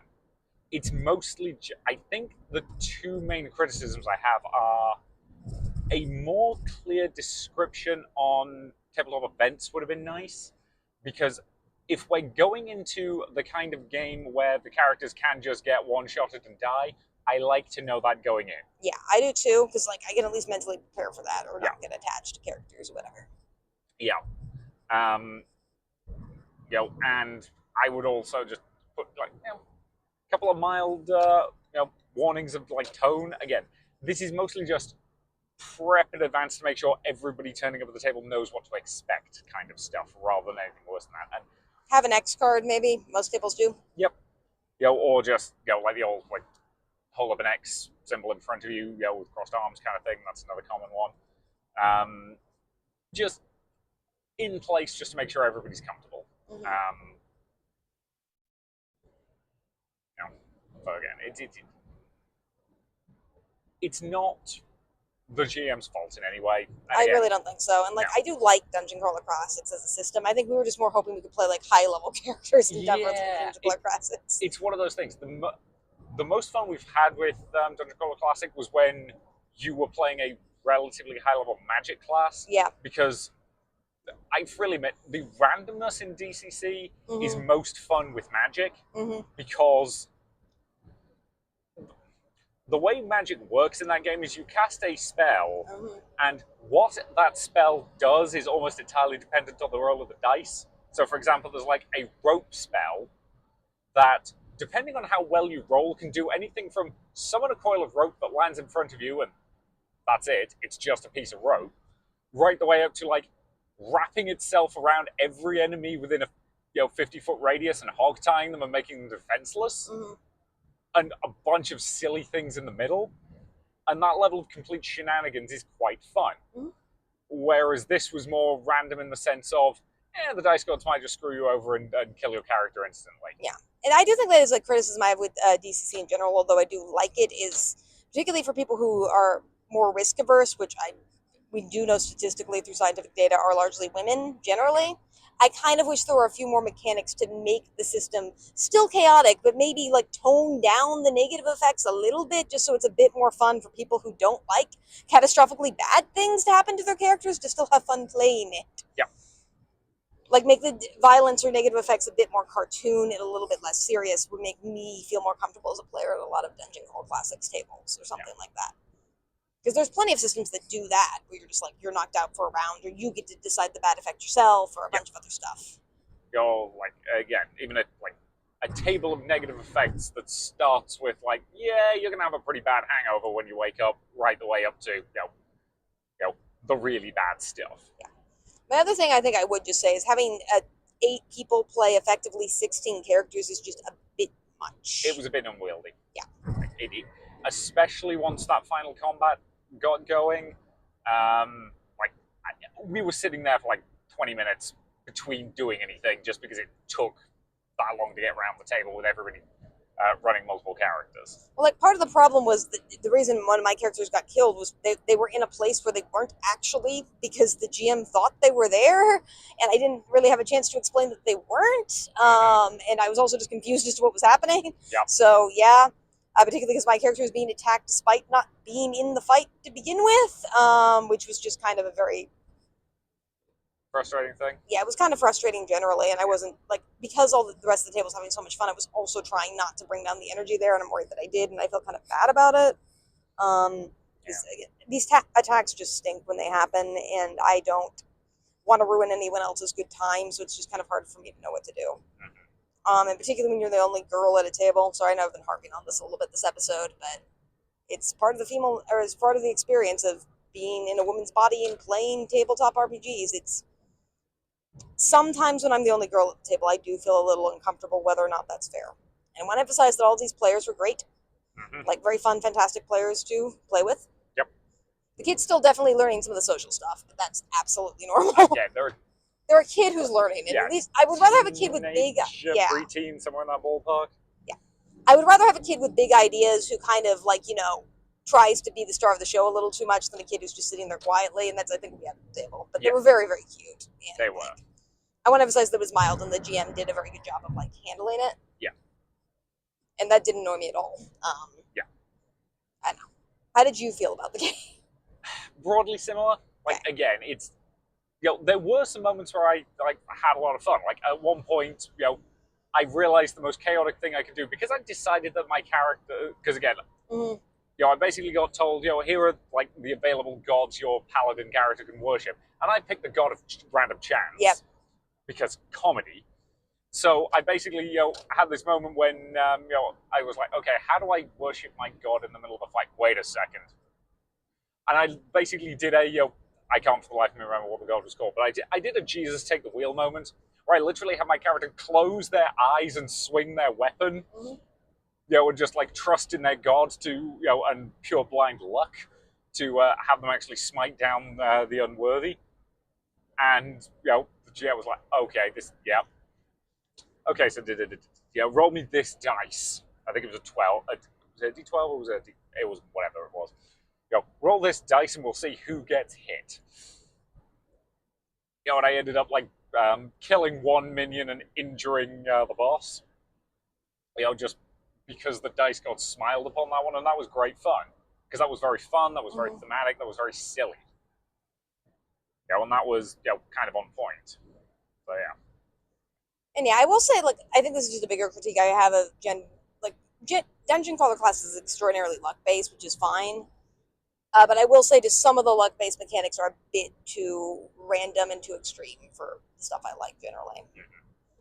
Like, sorry if I messed up your story. No, you're fine. Like that was most of the story. Yeah. It's just like, for instance, in high-level Magic games, one thing that happens in high-level Magic games, if you try to use a spell and you roll a nat 1, like a bunch of extraordinarily bad things happen, including you losing that spell permanently.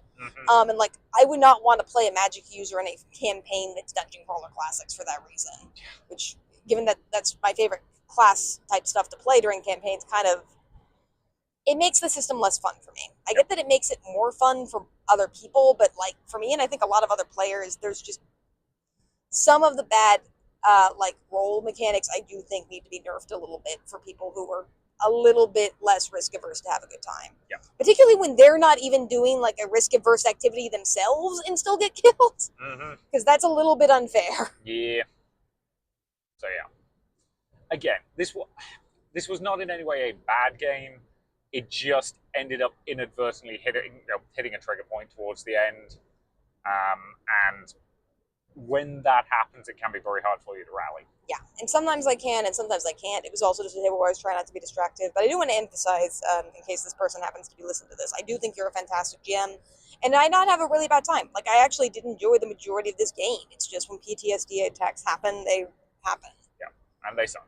Yeah, they just suck. And I really try to make it in during those situations where I'm not ruining the vibes for other people at the table. So that was kind of most of what we were trying to do by kind of leaving kind of abruptly, was just trying to make the rest of the table be able to finish without us like bogging people down. Yeah. So we skedaddled at 1, which was when this game was nominally supposed to end. I think they ended up running for like another quarter of an hour or so. We went for a little bit of a walk, just kind of like round the outside of the venue. Yeah. Just to like clear our brains a little bit after that. Yeah.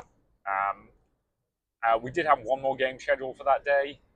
We ended up not going to it just because we were tired. Our brains weren't in quite the right headspace. And this was a game I particularly liked. It did look interesting because they had these airships in the atrium. And the game we signed up for was effectively a game where you like move the airships around in the atrium. And when I say airships, I mean like these were made out of Lego and they were on like pedestal stands and they were about the size of a Lego pirate ship. Yeah. So relatively big, and you can have them hit each other and stuff like that, which in and of itself seems cool. My thing with miniature games in general, though, is I feel like they have too much rules for playing with toys. And I just don't want to do with that much rules. Like, I saw them, like, measuring between them and stuff like that, and I'm like, I don't want to measure stuff today. I know you like miniature games more than I do. Well, again, the thing is, when we signed up for this one, it said, airship miniatures, and I was thinking, oh, cool. Like, I'd love to see some cool airship minis. I didn't realize the minis were going to be, like, that big. So, yeah, like, we ended up bailing on that one. No criticism of that. I'm sure it was fun. It's just... We weren't in the mood for it. We weren't in the headspace for it.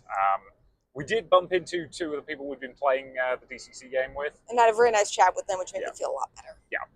We were discussing like what we're planning to run at Origins, because they were apparently planning to go for the first time. So we were advising them on the BS that is the Origins ticketing system. Yeah. Report back on that in a couple months. Yeah. Oh, if our stuff gets approved, ever. Yeah. I'm hoping it does, but again, like Origins takes a while. Like there is a Mm-hmm. reason why they lock submissions like 2 months before they actually open ticket sales. Mm-hmm. It does take them a while to like assign everything and make sure everything's good to go. Like they get thousands of events. I don't have a problem with them taking the time to get it right. Yeah. People are also asking this weekend if we're going to be at Gen Con again. The answer is probably. Yep. We have an Airbnb booked. Yes. We're not running at that one, though. No. It might be interesting one year, but yeah. The main problem with Gen Con is that I don't like their reimbursement policies. Mm-hmm. But anyway. So yeah, so that was Cincycon. Mm-hmm. Because that was the point at which we headed out. We swung by our favorite restaurant on the way out. As I swung by, it was half an hour out of our way, but again, it was worth it because it was literally the last day of their winter menu, and one of our favorite things on their menu is only on their winter menu. Yeah. And we had a particularly good time there because the food was particularly good today. Yep. They're a little over aggressive in serving the main course insofar as like we hadn't actually finished the starter when the main course came out, but it was fine. It all tasted great. That's what matters. So stuff we didn't do? Stuff we didn't do. So this is going to be longer than usual.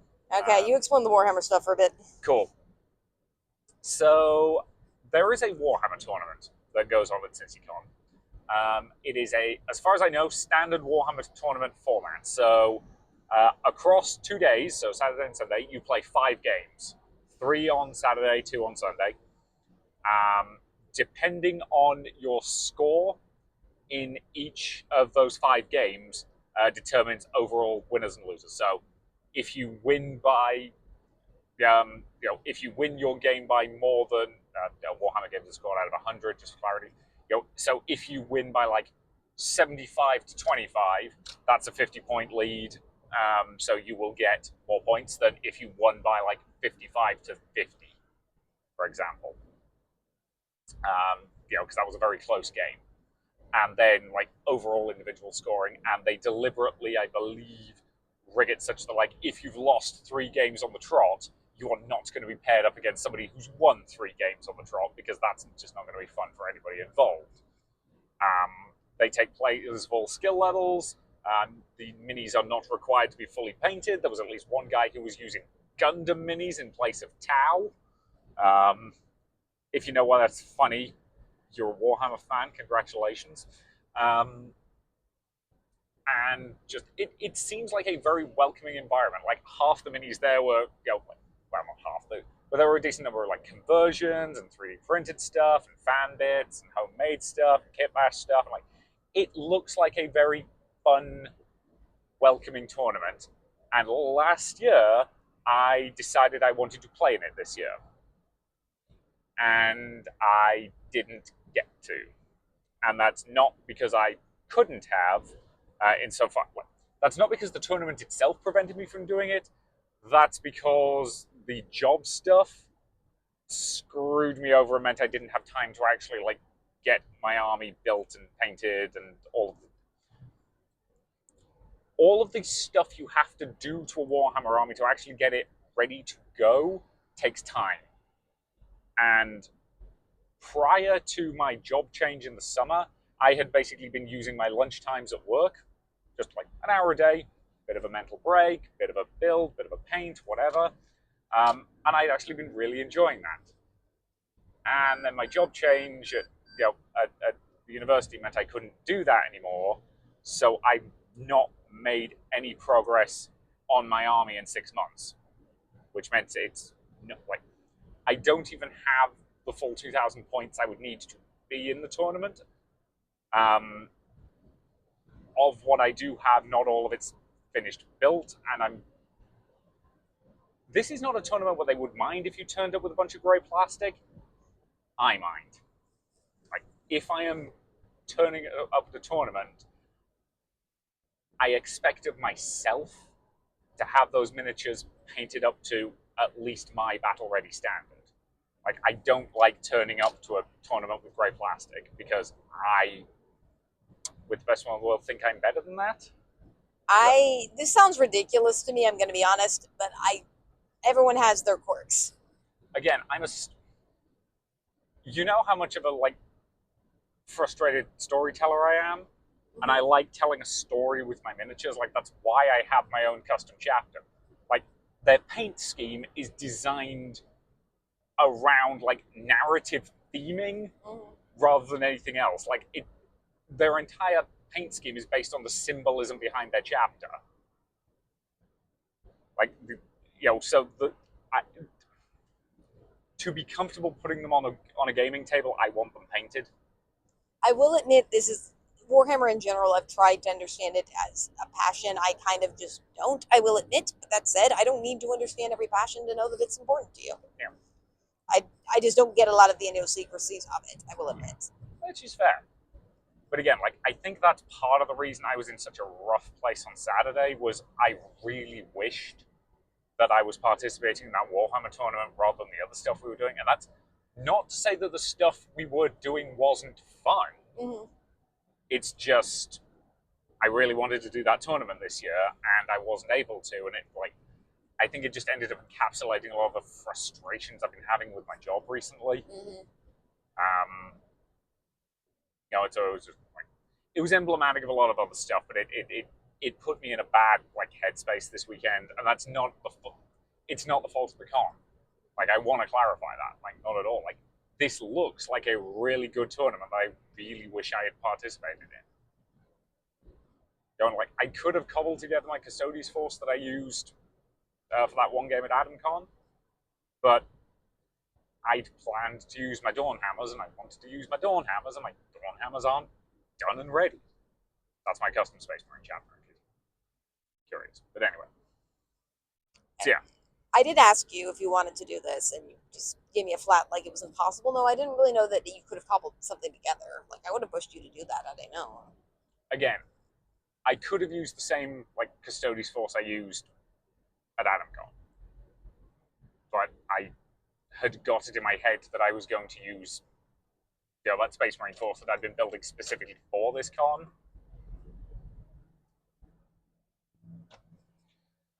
And I didn't want to use something else. Does that make sense?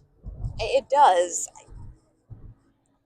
I'll trust you. I will admit I don't really understand your passion and hang-ups with this sort of thing, but they're your passion and hang-ups, and if that's how you feel you want to play, then I just want to support you in the best way I can. Thank you. And yeah, I know this is a lot more to do with your job than it is playing Warhammer. Yeah. So that was going on. There was also a charity auction / raffle, which we also got a bit mixed up in accidentally. Yeah. This was just us being tired. This was just us being tired. So yeah, basically, as part of the DCC game, we got given a free raffle ticket, and we were like, oh, cool. So we went over and we put our things in the raffle boxes. It wasn't until they were doing the drawing that we realized that actually we'd been given a raffle ticket for the raffle that the DCC the store booth was running. Yeah, which I think they were just giving tickets to people who were playing in their games this weekend, which you probably should have asked about. Yeah. We were just confused, so we just put our tickets in the raffle. That was our fault. We put them in the charity raffle, which was the one right next to it. Yeah, probably for future years, maybe put those in different locations. Yeah, it's fine. Or just make it 100% clear that this is for your raffle, not the charity raffle. I do want to emphasize this is 90% our fault, if not more. Oh, no, this is we were tired. Yeah. We did not realize they were separate things. It's fine. I have not received an angry text message, so I'm going to assume they did. They hopefully didn't draw our cards, and if they did draw our cards, they realized we were just idiots. They looked at it, whoops, these are in the wrong box. Yep. So yeah. They were different colored tickets, so it's fairly obvious. Yeah. So yeah, sorry. But yeah. But the charity raffle was to the same charity that Acadicon uses, up with, which is Sanctuary something or other. Yeah, I think it's Homeland Sanctuary or something like that. Yep. I think it helps homeless people. Homestead? Yeah, Homestead, I think is right. Yep. Yeah, they had that 3D printed Gal Moraz again. Yeah. They had a couple gaming tournaments. We met Adam from the AdamCon there, who I think was helping with the... Tri-County Trail? Yeah. Or Tri-State or something like that. Yeah, Tri-State Trail. Yeah. Which is basically a series of... I think I mentioned this during the AdamCon episode. They're doing a series of, trail... or board game tournaments across a bunch of cons over the year, and you can collect points both by participating in them and more points if you win. They have 3 levels of board game: easy, medium, and hard, basically, and they're all just kind of random board games you can like play. And if you win the tournament, then you get points towards it. Which, if I had any spare time to spend at cons, I might be tempted to do the easy one, just because I feel like we might win on sheer volume of cons we attend. Yeah. But yeah, we don't have spare time at cons. You might have noticed that. The easy game, I think, is basically just rock, paper, scissors. Yeah. But I didn't have time to look into it. Yeah, like the only reason we had enough time to play Clock Tower this weekend was because the Traveller game ended up running very short. Yeah. Which I think was just a side effect of the fact we had half the number of players that were expected. So yeah. Other than that, in terms of stuff that was going on, there was a whole bunch of wargaming, there was a whole bunch of other stuff. Yeah, there's a whole table for wargaming. Yeah, like half of Hall B was wargaming. As a standard with tabletop cons, there's, in this case, 12 pages of events. Yep. Or 117 results. I think those are just the RPG games. There's even more results than that. Yeah, as per usual, there was a lot of stuff going on. So yeah, it's similar, like, it's not as big, obviously, as Gen Con or Origins by far, but like at any RP or tabletop con, you're going to have a lot of stuff. I also have flea markets, apparently. Yep. I don't think if there's anything else that's just like random I can mention. Not too much, I don't think. I'll look for like the special events. It does let you filter in tabletop events, which is always nice. Yeah. So yeah, again, a lot of various bits and bobs going on. Yep. Hobby Haven paint intake. Yep. Charity raffle, which you already mentioned. Yep. Various booths, all that jazz. So yeah. So at that point, yep, we'd headed out. We, got dinner, got on the road home, started recording the podcast. Mm-hmm. So, top 3 favorite moments. I will pick playing a game with Linz, because I did like that game, and I'm glad we finally got to play with them. Mm-hmm. I would agree. I am going to pick a moment you weren't actually there for, because I did this while you were taking a bio break. I really did actually enjoy just wandering around the Warhammer tournament while it was going on and just looking at some of the cool stuff. Like, I got to see the new Nightbringer model in the flesh, or the non-flesh. It looks really cool. Like, whoever brought their Necrons, like, they brought the Silent King and they brought the new Nightbringer model, and they both were really well painted. There was a lot of cool stuff on display. I really liked seeing it. I don't get to see enough Warhammer stuff in the wild these days. Yeah. Next, I will pick, honestly, just when we arrived. It was kind of fun to be greeted by everyone. Yeah. I am actually going to take, whatever the heck that god's name is, take the wheel. Mm-hmm. Like, that was kind of the fun, stupid stuff I wanted to do in that game. Mm-hmm. Just letting the dice gods decide something because it was funny. Yeah. I will take playing the Derelict Club. It's always a blast. There were just moments where the entire table was keeling over with laughter, which is always great. Yeah, that was kind of one of the things I was strongly considering going with. I might pick the grand finale of Laser Ponies. Ooh, nice. Because one of the things that was going on during that final battle was I was getting attacked. I kept getting attacked by spirits that were draining my personality. What little you had to begin with. Yeah, I did not have a great personality score. So it went down to like 3, which, given that I think it's nominally, I'm assuming it's probably a 3d6 character generation system. I haven't read the rules yet to figure it out, but given that it's you're trying to roll under a d20, roll under it on a d20, so having a score of 3 is impressively awful.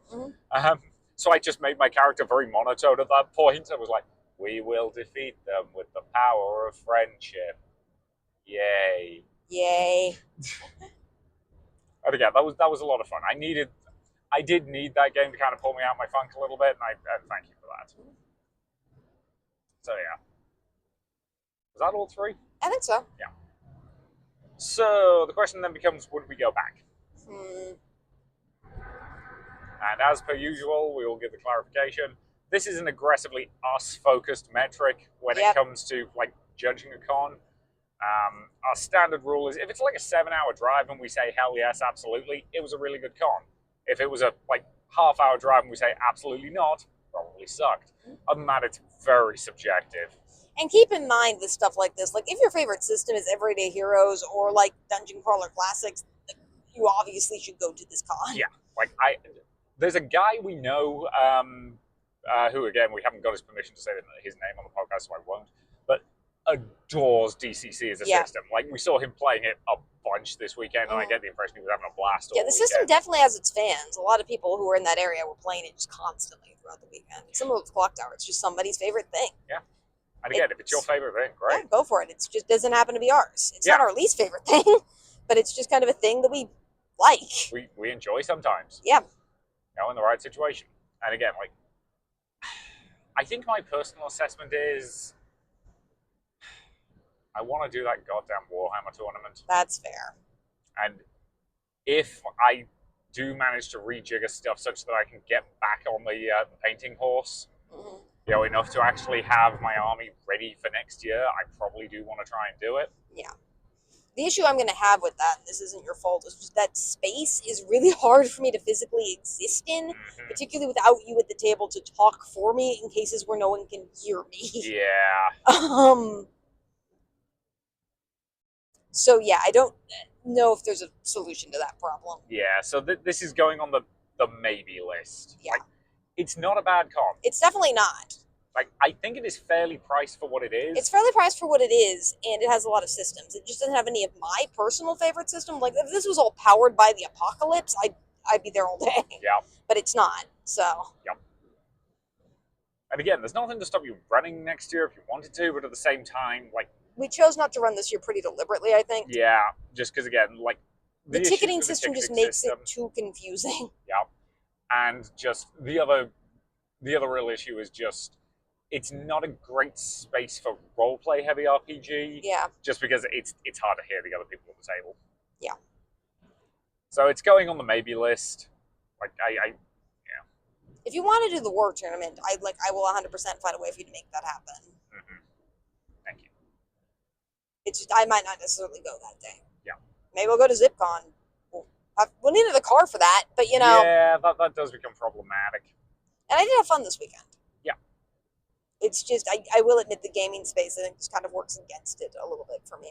Yeah. And it is a little bit hard just because I don't feel like my demographic of RPG players really represented there much. If that makes sense. Yeah. Again, it is definitely a con that leans more towards wargaming and board gaming than it does TTRPGs. And the TTRPGs are very specific systems that are liked by... I don't know how to describe this other than like a certain archetype of person who I am not. Yeah. Not that those people aren't great, it's just I'm not them. Yeah. I do like rolling funny dice, though. Yeah.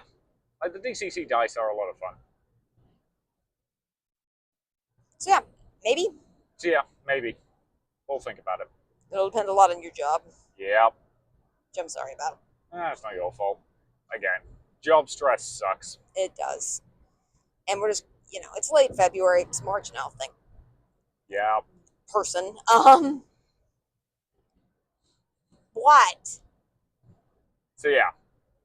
And I'm sorry if we seem a little volatile this episode. I want to emphasize I think our most predominant emotion is just tired. Yeah. Because I will admit driving back and forth 3 days for over 5 hours each day is not our smartest decision in the world. I freely admit, I wish I double-checked how far it was. Oh, I knew how far it was. I'm just stubborn. Yeah, like, I thought it was closer to 2:15 rather than 2:45. And, like, that extra half hour matters. It does, especially for late-night stuff. Because that adds an extra hour's worth of driving every day, so that's basically just a flat an hour less sleep. So yeah. And I do think they're close to, capacity? Yeah. But I don't know if they kept tickets or not. I also don't know. Doing great research with this. Yeah. Well, it's interesting. They clearly don't actually have that much stuff on Sundays because they were actively packing up Hall A. Yeah, Hall A had like half the stuff in it generally. I think basically it was just the Warhammer tournament in the back. Yep. So they were actually packing it up for most of Sunday, which they did last year as well. Yeah. Maybe that's the trick. Maybe we just need to volunteer to run a bunch of stuff on Sunday. No, I don't know how we run everything we want to on Sunday, but dear. So yeah. We'll figure it out. We will. So next week. Concoction. Concoction. They probably still don't have a schedule up. Probably not. Concoction tends to be a bit more Loosey-goosey. It's fine. We expected it to be. Yeah. That one's only a 2-hour drive back and forth each day. Yeah, we'll need to figure out if we're going on Friday and what we're doing and all of that jazz. Yeah, we might make this one a 2-dayer, depending, because I'll be honest, I don't want you to take off work for this one. No. We like Concoction. Yeah. It's a con that is... We'll talk about it. Yeah, it gets its own episode. Yeah. So, yeah, next week we will be there. Hey, we might see Patrick, though. Yeah. But, yeah, so all I can say is thank you very, very much for listening. And if we are at Concoction, we'll try our best to do the Artemis Bridge Simulator. We'll see if there's a time slot. So, thank you very much for listening, and we'll see you in the next one. Bye. Bye.